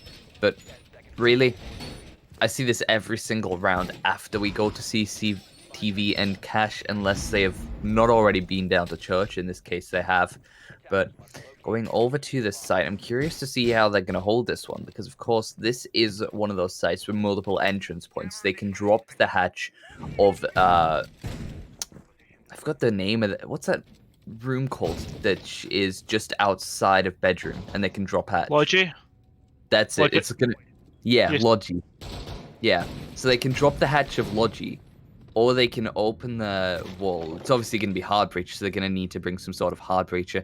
But they do have that bandit as well, which is one thing to just point out. You can easily hold off this bandit trick like he did last time, and realistically, I'm kind of curious to see if he's going to do this. Drone work going out by Broker, and I gotta say, you know, he should maybe quit Siege and go sign up for like some basketball stuff, because the drone throw, I'm not sure what that was. Yeah, I mean, he's definitely trying to get that towards at least the other side of the map anyway. But Pew's man kind of just dropping off from this bandit trick that he was going to potentially be going for, and he's shooting out the top of the wall. I don't know if they have anybody else there with him. His gun's just kind of blocking. I see the Jaeger, but at least there's at least a couple C4s anyway, just in case they were going for any sort of impact tricking or the likes. We know how, like, kind of not important, but kind of prominent that is on that kind of extension. Anyway, now we see Samioto and Zixi on towards that kind of jacuzzi wall. They're just kind of trying to see if they can get anything from that wall, any sort of picks, but the only thing they're going to get is Samioto losing health. Broker's also rotated there. They're going to start to push in now. We've got Element on the bedroom window / on towards the gym bedroom, and now we've got two frags coming out. Envy taking off Zixi, Hayden taking the Element, Brooker's going to take Envy, and now Flux taking Brooker. It's now a 4 versus 2 in favour of intensity. So we can see here it's been a very dominant defense, and we've still got a minute to go. Yeah, the passive defense that Intensity have brought along, not really stepping out of their comfort zone, is something I really like to see. Of course, stepping out of your comfort zone is always a good thing, being able to get some more kills, but if it goes wrong, then we all know what happens. But actually, I'm going to be proved wrong. They're going to be stepping quite out of their comfort zone on a very high level, doing this window peek, not running out, but staying quite high. And as we can see, he's not going to last long. Sama is going to go shut him down, but soon be taken out himself by Hayden with that Vector playing as Goyo, and Soth getting that shot onto Geico. I think we do have a game bug with that flawless round, because it was definitely not a flawless round. Shots on the board, but hey, that's not really an issue at this point. We know it's not a flawless round. We know that they're not that skilled. You know, they can't pull this back yet. But when I say that, actually, they are 3-0 up. Well, I mean, this is the thing though. With Intensity, playing so strong is what they are. I mean, they've kind of got clutch moments here, but the defense has been very patient and very strong in what they're doing. Maybe they've been cut out a few times with the picks that they're getting, but it just looks as if Proxy are, like, for instance, when they just kind of 3-man pushed in from the breach on Jacuzzi Wall, they just kind of collapsed. I don't know if it was the Envy that got the pick on from the stairs with Goyle, but like anyway, the point is I'm making, Intensity just looks as if they're the ones looking strong compared to Proxy. Indeed. I gotta agree with you on that one, to be completely honest. I'm really shocked on how this game has gone. I didn't think it'd go like this at all. I thought this would really be Proximity going quite high as well. I know that I haven't seen them, and I'm gonna be honest, because this was last minute, I didn't make any preparation. I have no notes. Yeah. I'm just going off the knowledge that I basically know. And Proximity, I just took a wild guess with it. I thought, you know, this is the team that's going to get a couple of rounds as well, but Intensity have proved my weird guess wrong, and they've really been able to strive forward at this point and take 3 rounds in a row. 4th round going in. Operators are still the same. We're seeing no one out of the blue, but the push already been executed with 15 seconds into the round. Zixi going in to the garage, maybe going to do this hatch drop leading down to this blue corridor into the arsenal area. And really, I gotta say, I'm impressed on how this push has went. Going to floor control straight away, moving their way down. Ash is gonna soon go down to the stairs and meet Sloth, who is gonna play it smart, retreat, get rid of the drone, and make his way back down these stairs. It really would not be smart to peek that at this point. So well played to him for pushing back, not stepping out of his comfort zone, and just letting time play itself. I mean, it's great kind of roam work done by the Ella there on Sloth. What he's done there is just kind of like he's realised, look, I'm gonna get pushed hard. I got picked last time, and I've got another kind of 2 minutes left on the clock. I'd only be here for another 30 seconds. So he's like, I'm just getting the hell out of dodge, keep my life, and rather have 5 guns on site. As we see now, Proxy's starting to do their work. We've got the Habana and the Sledge just tearing up the whole kind of kitchen here. Is that now the hatch is going to get opened, and there's no sort of impact going, like kind of impact tracking going out either. Valk and Pew going to take some damage, but Zeke's going to take all his health, and now he's put down to it, down but not out state. Booker going to pick up Hayden, and now that's a C4 off the board. Envy now starting to rotate up towards blue. I don't know if they have any sort of flank drones on that, but the information will be interesting. Oh, yeah, they've got plenty of information there. He's just going to rotate back and make sure he keeps himself safe, as Zeke is still down. Yeah, he's going to get picked up. It's still going to be a 5 versus 4. That's unfortunate for Intensity. Yeah, it is unfortunate. Hayden, the Valkyrie. Hopefully his Black Eyes were already able to get down. But speaking of down, he will be as well, which is unfortunate. Going into it, not long left at all. I just seen that 45 seconds left on the clock. They have to do something soon. Gonna get rid of the shield drone work going out. Flux is gonna be camping this tunnel. Elements is gonna know exactly where he is holding this. Shotgun gonna be in hands though. He's gonna push around the corner. Elements is gonna lose a lot of health and then go down. As Flux isn't even gonna wait for him. He's just gonna go straight forward, managing to get that shotgun shot, and he will be meeting his fate. I gotta tell you one thing, Mute did his purpose there and definitely make him go mute for the rest of his life. Broker gonna be getting knocked down. It is a shame. Smoke canisters gonna be thrown into this tunnel, making it hard for Samayo to push it down. But Flux still watching the 6 seconds left. They have to do something soon. Gonna catch a headshot. Pooh catching Broker as well. It's now 2 seconds left of the round. Xerxes catching Pooh, but it's unable to be able to do anything to win this round. I mean, I think the thing is, though, is like if we look back to that kind of dirt tunnel play there, as the diffuser got dropped, and the first thing the smoke did is started running towards the end of the corridor just to stay alive because they knew the diffuser was down. Great play from Intensity just to stay alive, and I mean, as we've said it once, we'll say it again. I mean, Intensity just looked really strong in this matchup. I agree on that one. I mean, I don't like to see it. Like, I really like as casters, we're here to be entertained as much as like all the viewers, and to say like a team like Intensity have been so dominant the past 4 rounds is quite something. I really hate using that term, but it has been a moment. But anyway, we move on, and Siege is a tricky game. We could easily see anything happen here. I mean, for instance, we could even see Proxy just take the next 7 rounds and just win the game. We've seen it happen before, but it all starts with this round, which is CC Cash. Well, back up to this joyful sight. You love to see it, and of course, we love to see the kills on the board. But speaking of kills, I really would like to see some more out of Envy. He is playing as Jaeger. So his main job, I'd say he really is entitled to get some of these kills on the board, but with only 1 kill and 4 rounds in, not something you like to see at all. Of course, on the side of Proximity, I can't blame anyone at all for not having enough kills, apart from really Elements, who has got in multiple gunfights. That's 4 on the board he has been in, and lost every single one of them, not being able to catch a single kill, which is unfortunate. So I would like to see more out of those 2, but of course, only time can tell what they are able to bring to the rest of this game. Breaking some of this window, Claymore's going down, getting ready to execute their push. Very excited.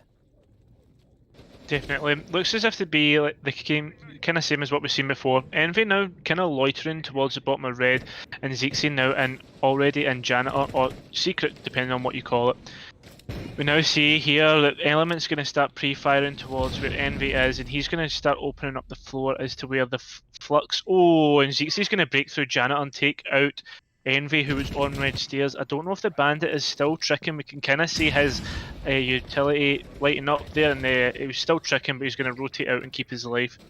That's already a great bit of like a kind of a tick on their checklist, because they've got to get that breach open if they want to kind of go for their execute. We saw what happened before. They were stuck outside in construction, and now they're going to be able to kind of move forward and go towards this execute that they need so need.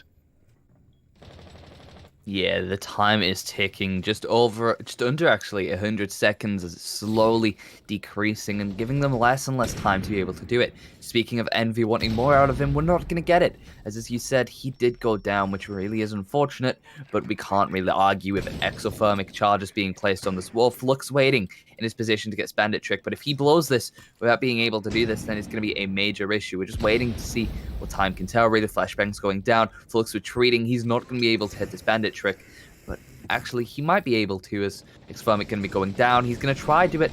There we go. He was able to. Boy, oh boy, Flux is being able to pretty much give a lot of support to the side of Intensity with this defense. 2 rounds left of the split, 50 seconds left on the round.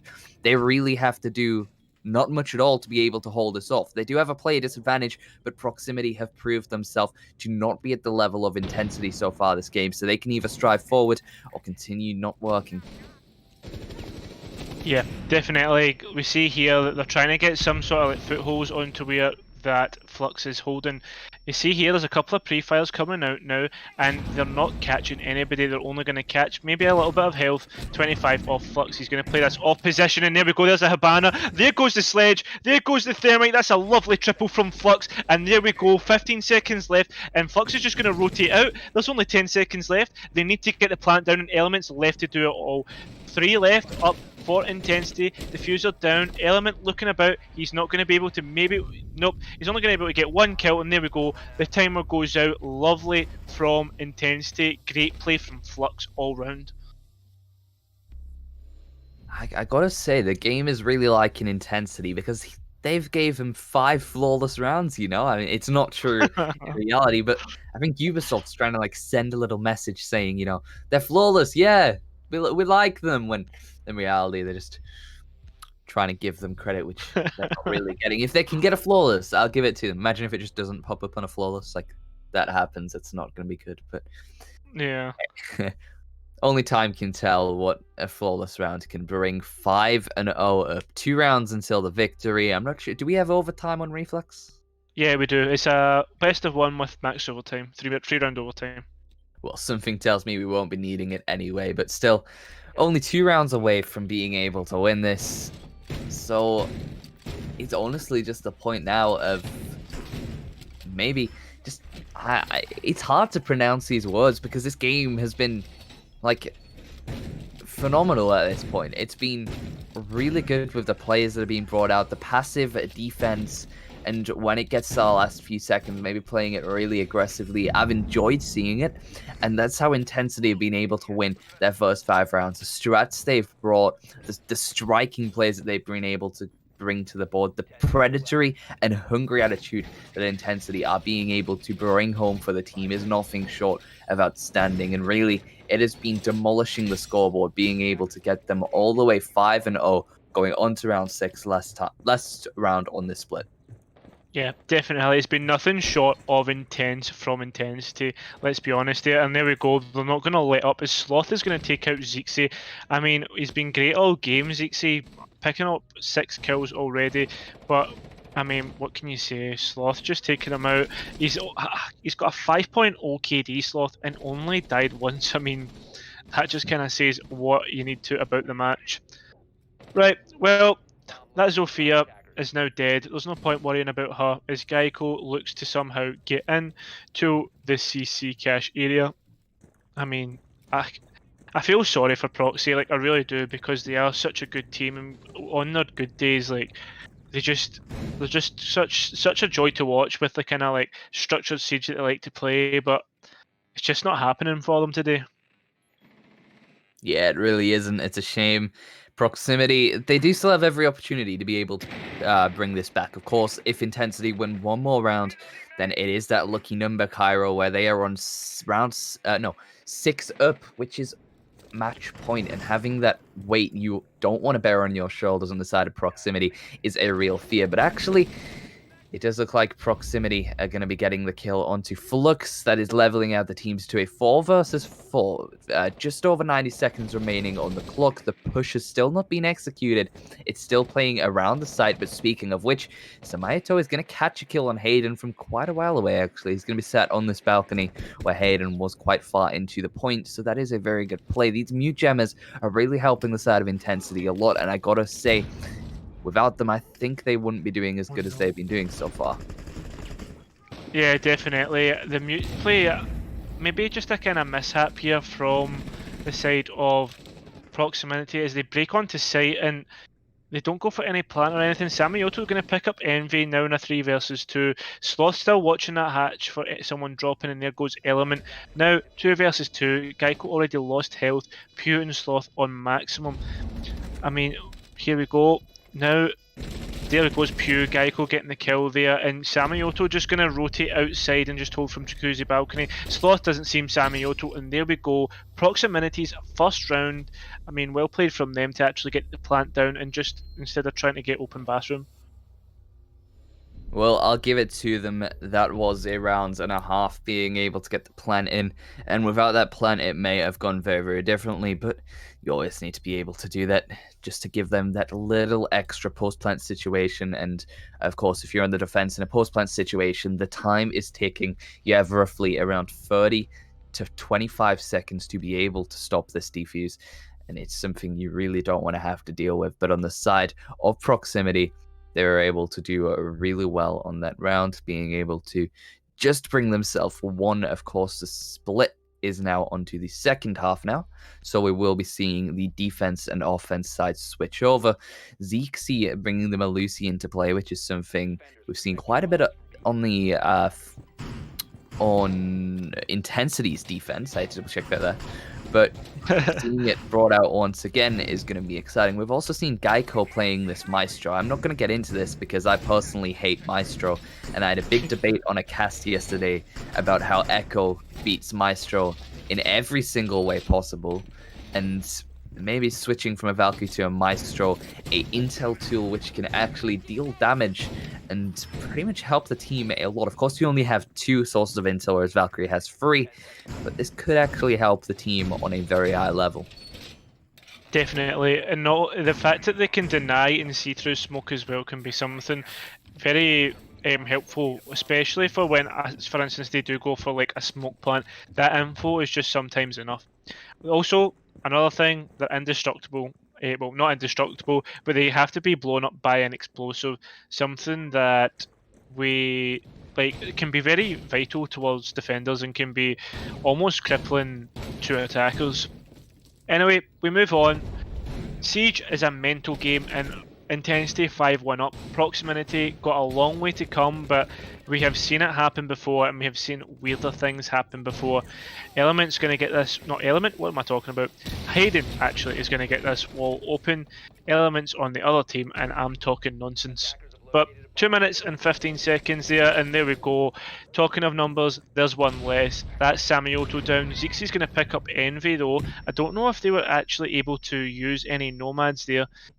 Now that Monty of Flux is kind of stuck on the stairs and kind of pre-firing towards where the Cali is sitting, but I mean, you just kind of try to put pressure onto the rafters here and not much happening. Yeah, pressure is definitely something they want to get. Oh my, okay.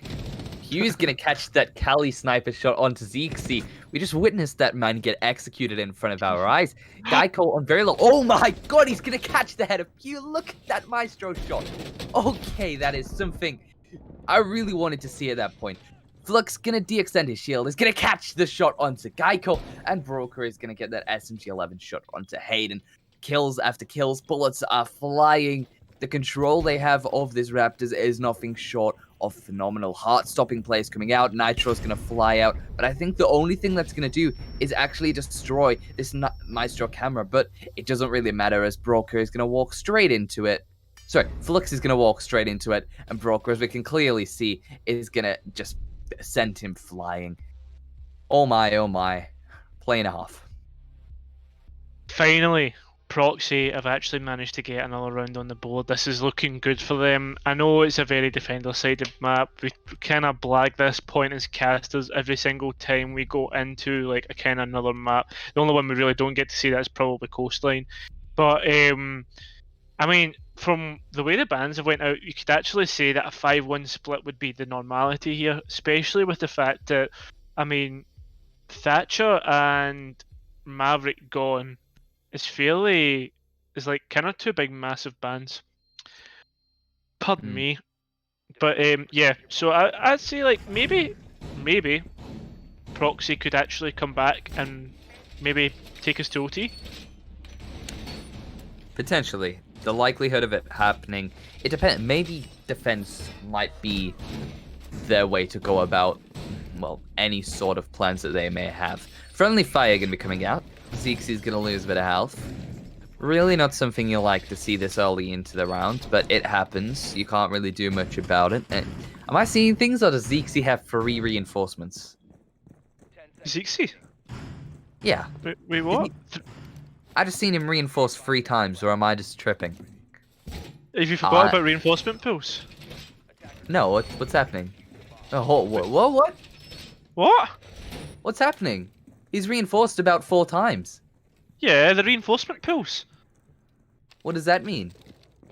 You know, like the reinforcements are pulled now. No, is this in the new update? What's happening? I don't know if you're trolling or not. No, I'm so confused. I'd seen him use like 4 reinforcements, and I'm confused. I haven't played Siege in about a week. No, the reinforcement pools have been in for like a couple seasons now. You can Oh, is reinforce this more in Reflex or in like actual Siege? in actual Siege. Uh I think you've maybe had a bit of a senior moment, Grism. oh. Well, reinforcement pools. I'll have to do my research on them because I've never heard of a reinforcement pool. I'm an OG on Siege. I've been playing since about.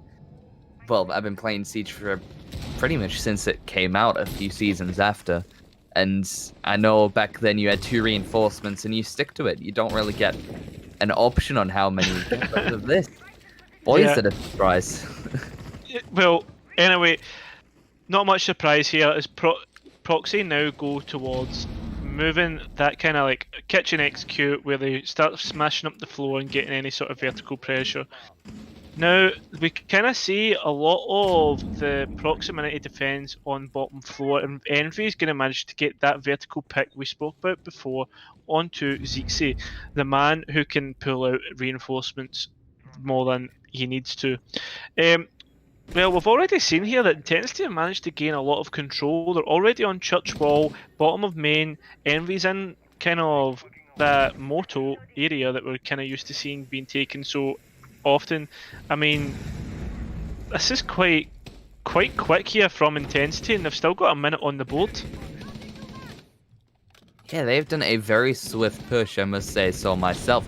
Already making their way in is really going to help them so far. Envy is going to catch ahead of Elements through that wall, but it does look like we were going to get that very quick shot by Geico, but unfortunately Hayden is going to get the refrag on him, so he will not be living any longer. His days are around this corner. Going to take out Hayden, who is carrying the diffuser. It is now in their hands. They have every opportunity to be able to do this, but Envy is just going to swiftly pick that up and not let them get it anymore. Sloth watching from this top. Samayato and Broker being the only 2 left on the side of proximity. Time is ticking, 20 seconds left on the clock. Diffuser will potentially be planted, but he's not going to last thread any longer. Broker's going to catch ahead of Envy, and that is going to be the diffuser. And the point smoke canister is going to go out, and that is going to damage Flux a lot more than he wanted to. Samayato is going to catch the head of Flux with that SMG-11, and it's going to be the only one left. Sloth has to do something soon. He's going to make his way into the point. He's going to take out Samayato. He can be able to do this. 2 seconds left. He has to push. He's able to do it, and he...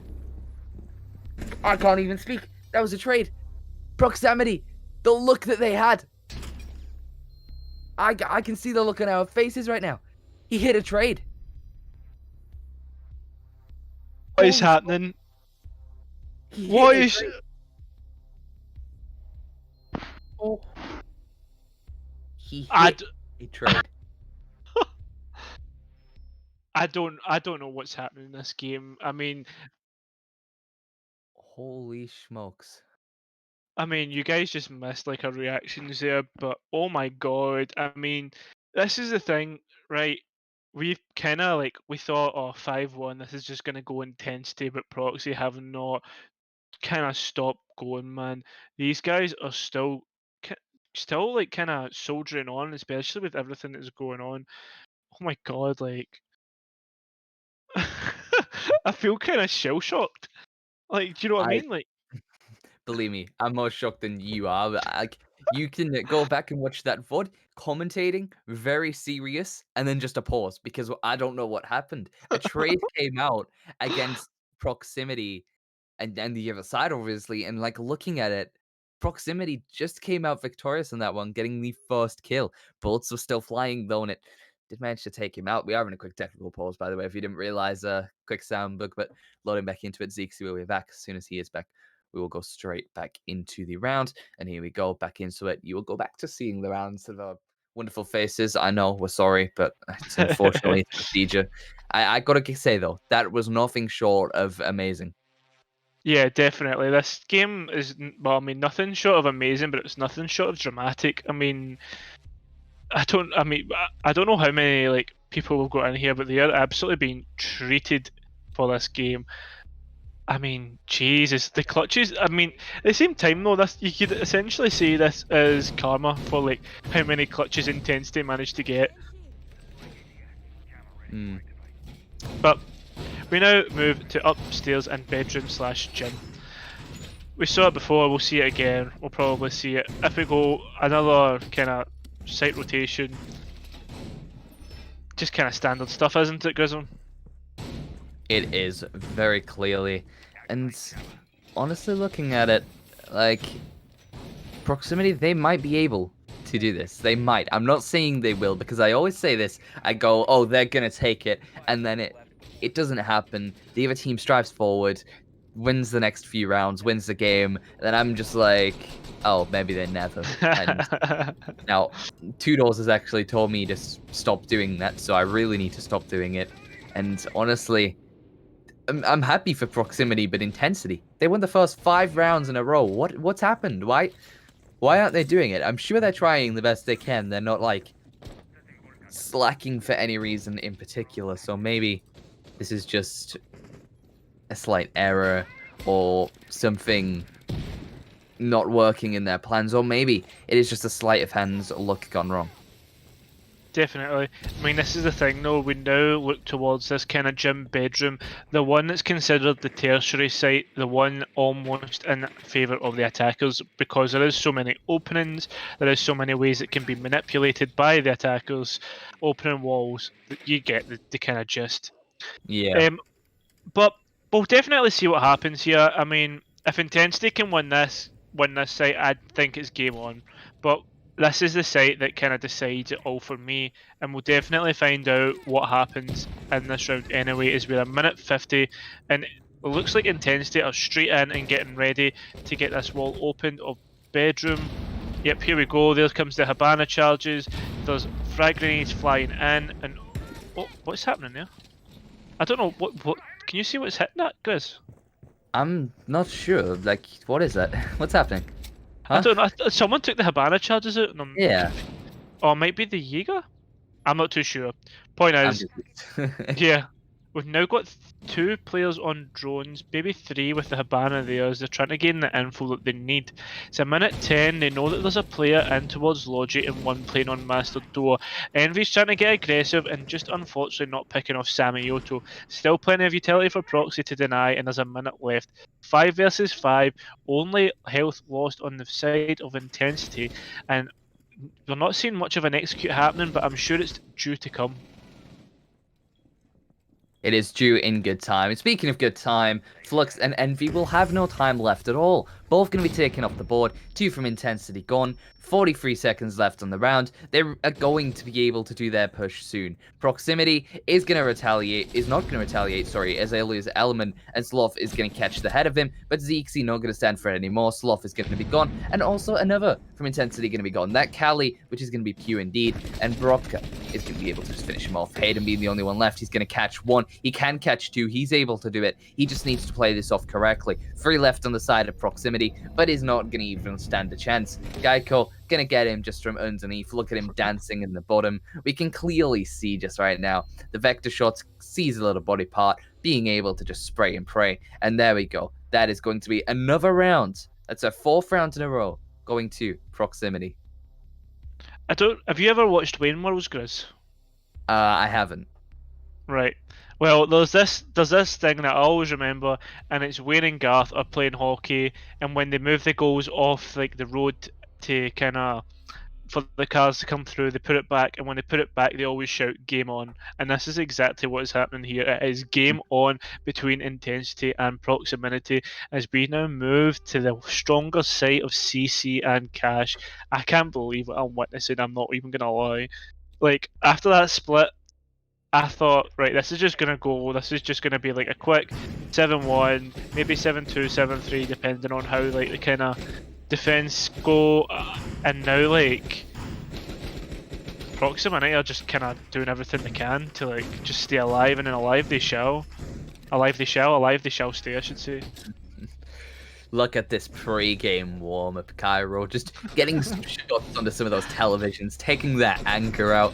For proximity, you need to save it, because you need all your anger for this round 10, to be able to take out the side of intensity. I'm actually sure Baroka, they're all like practicing their shots, being able to just get some of these, look at them, those quick flicks, just amazing.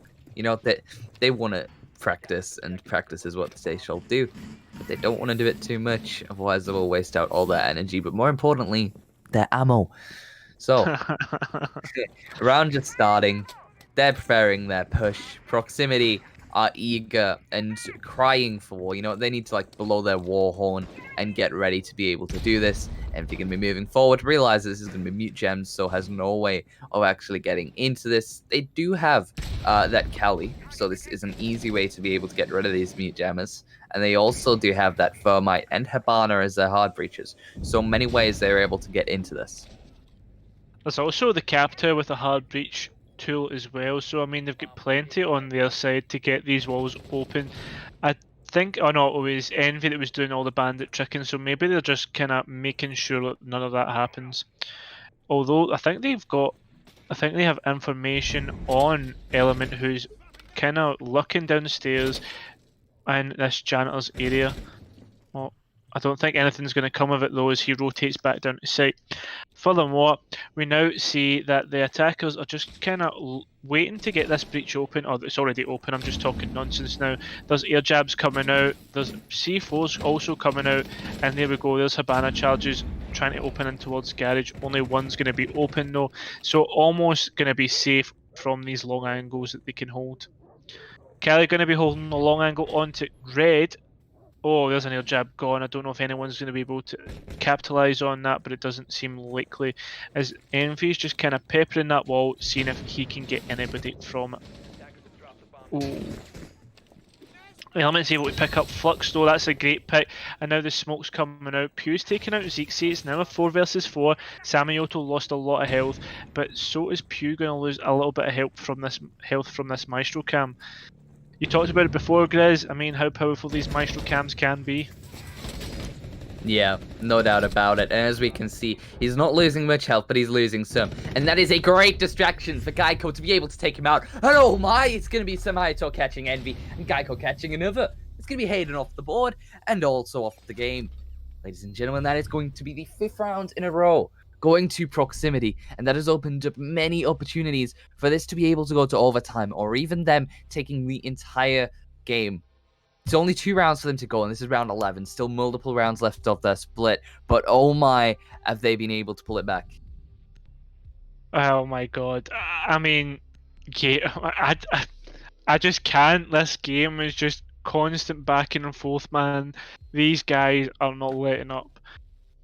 Oh, they've chose to go for the Valkyrie instead of the Maestro. That's quite interesting, going bottom floor. And a Jackal instead of a Kali. Obviously looking to get any sort of Romans there. Going for I mean, they were quite efficient on the Rome clear last time. But my lord, man. Proximity have certainly pulled it out of the bag here. Another 2 rounds to go, or at least 1 to confirm overtime. I mean, I think overtime would only be fair for how well both these teams have played on defense. I mean, personally, I would love to see it, but I don't know. What do you think, Grizz? Grizz? Yeah, yeah, very, very interesting. Yeah, yeah. Oh well, I do apologize. that's fine. No worries. I was just, what do you call it? Oh no! Don't tell me they're going to go for the spawn peak. They know he's there. Oh, that's unfortunate. The fact that he isn't able to pick up any kills there, but that's just going to kind of show how up for it proximity now are that it's level on score. Well, score is being leveled indeed. And really, I'm excited to see what these next 2 rounds are going to bring. Is it going to be someone taking the game, or are we going to be going all the way up to overtime? It's anyone's game at this point. Proximity being able to take the last 5 rounds in intensity, taking the first 5 rounds. The Broker is going to come out with a Nitro Cell. Slough going to be off the board. That is a Sledge. So they can say goodbye to opening up most of this floor. They do still have their Ash, and they do still have that Jekyll, who I presume is using a shotgun. But again, that is nowhere near the amount of impact that Sledge can do to be able to open up a lot of this floor. Yeah, I mean, that's a great piece of utility off the board for the attackers. Obviously, the utility being that big, massive hammer, known as the Tabor. I think it's a Tabor. It's like the big, long, kind of wooden logs that they throw at the Highland Games anyway. That's the name for it. I think it's a Tabor. Anyway, enough about Scottish logs and more about what's going on at hand. As we see now, the Jackal has taken place in form of the soft destruction. Unfortunate the fact that they had to lose the Sledge, but the Jackal's going to be doing work anyway. Element now, he's going to just luck again up towards this janitor closet. We know he likes to kind of stay up there, play more aggressive more than he needs to. They've already got all the hatches open that they need to. I don't know if they have dirt open, but anyway, hatches open, that's enough to do an execute anyway. They just need to start getting picks and take stuff off the board from the defenders. I don't know if there's much in terms of shields apart from Samioto's from dirt. Oh, they've already got dirt open as well. So, I mean, they've got everything done that they need to do. They just need to get the bodies off the board and start making... Oh, he's managed to impact trick that as well. Yeah, that's really well played so far from proximity, especially with how the player count is in their favour. Yeah, player count is indeed, and proximity having that extra man. Cairo, as we both know, that is going to be everything in this fight. Losing Slough very, very early really just gave them a big advantage. But speaking of advantage, it's going to turn into an equal advantage that they can both share, as Broker has been taken off the board, their top fragger, but actually 2 more. That's going to be Hayden and Samayato, and also Pew as well, leveling this down to a 3 versus 2. Flux and Envy being the only people left for intensity, but Zeexy is also going to be knocked down from Proxy. Flux being knocked off the board, Envy being the only one left. It's a 2v1, as Zeexy is already knocked. It really is anyone's game at this point. Ash is able to do it, but proximity. He's just going to be able to get that pistol shot on Envy. The headshot. Nothing short of incredible. This game is nothing short of incredible, let's be honest, Grizz. I mean, these guys are just not letting up at all. Oh my days. Oh, we're going on to match point and proximity. Have done enough. We said that they would have to win at least 7 in a row if they want, or maybe not 7 in a row, but almost 7 in a row if they wanted to win it. And certainly they have done that. If you're intensity here and you lose this match, you have got to be kicking yourself. But anyway, we've got to talk about how well proximity have played since the split. These guys, it's not an easy feat to win 7 rounds in a row, and not at all. But proximity have managed to do that. They really have. They've surprised me. I'll be honest. Intensity, they're 1 round away from making this overtime. Now, overtime, we both know, Cairo, this gives us 3 more rounds of pretty much greatness, because after we've seen so far, this is nothing short of amazing. Like, looking at the scoreboard, thank you to our wonderful observer, Astrid, for pulling that up. I was about to ask for it. 10, 10, and 10 from the side of proximity, and also 7, 7 as well. Like, 10s if I have ever seen them.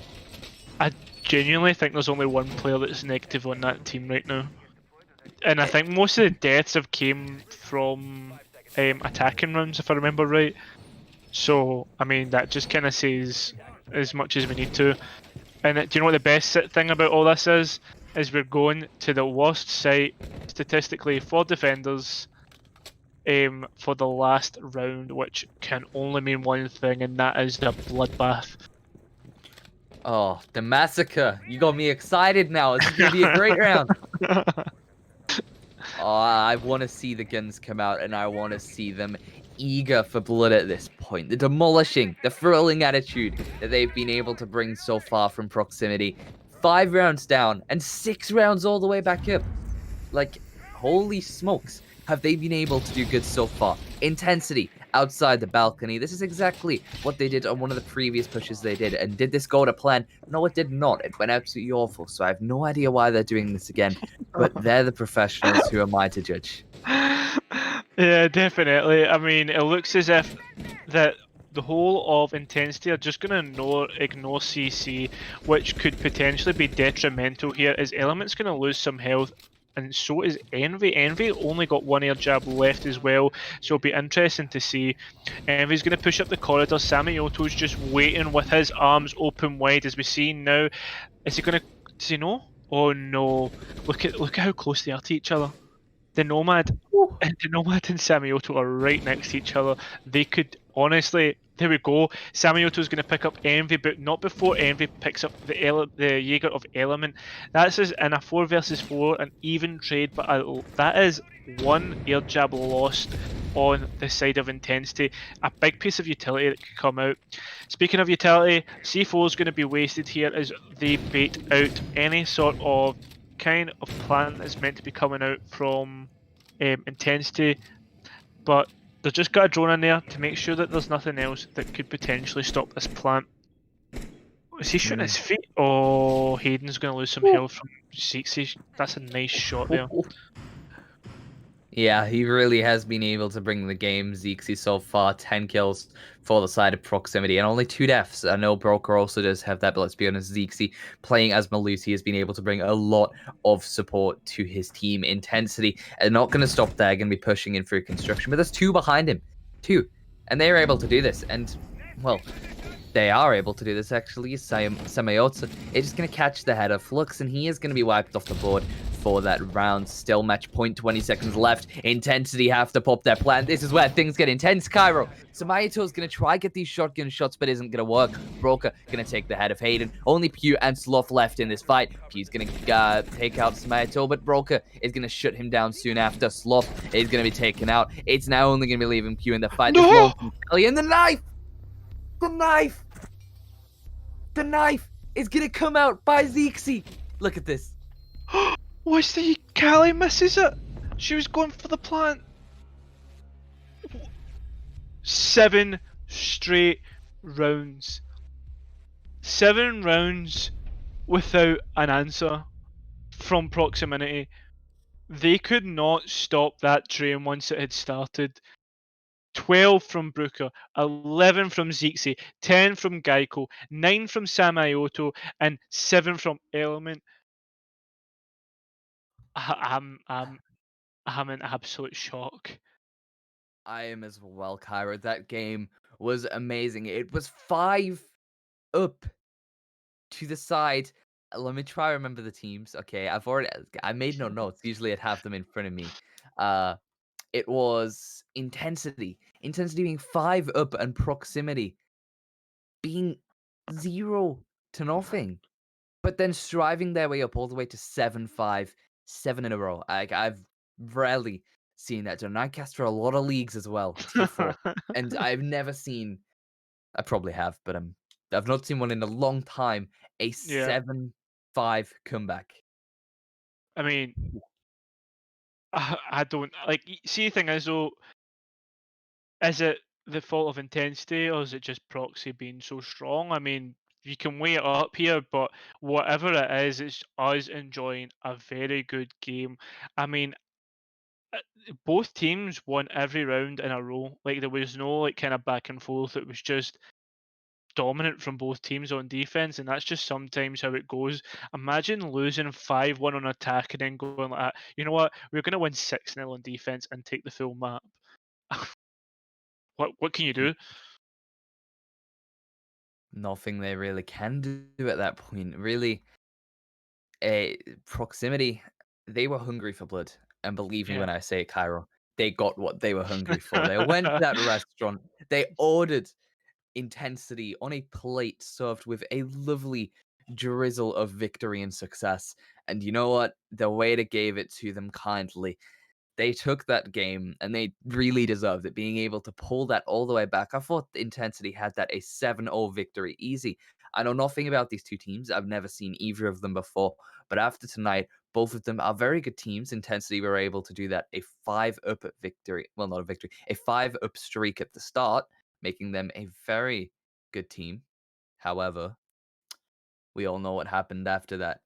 Proximity shut them all the way down. They strove forward. I got to admit it. I wish I told more dad jokes now at this point, but really, they done really well and they deserve that, Caro. Yeah, without a doubt. I mean, I hope you enjoyed it, Chris. This is your first full match on Reflex. I hope this is a kind of like a kind of insight as to what this league is like. We've seen so many games like this. I hope you guys at home enjoyed this because I mean we certainly did. Do you have any closing statements, guys, about that match? Well, if every match is like this, I better get signing up for more. Definitely. Well, guys, thank you for joining me and Grizz, especially on his first match. Thank you for watching that absolute banger, and I hope to see you guys soon. Make sure to follow all of our socials, follow the channel, and be back for more. I'm Cairo. This is Grizz. This has been Reflex. See you.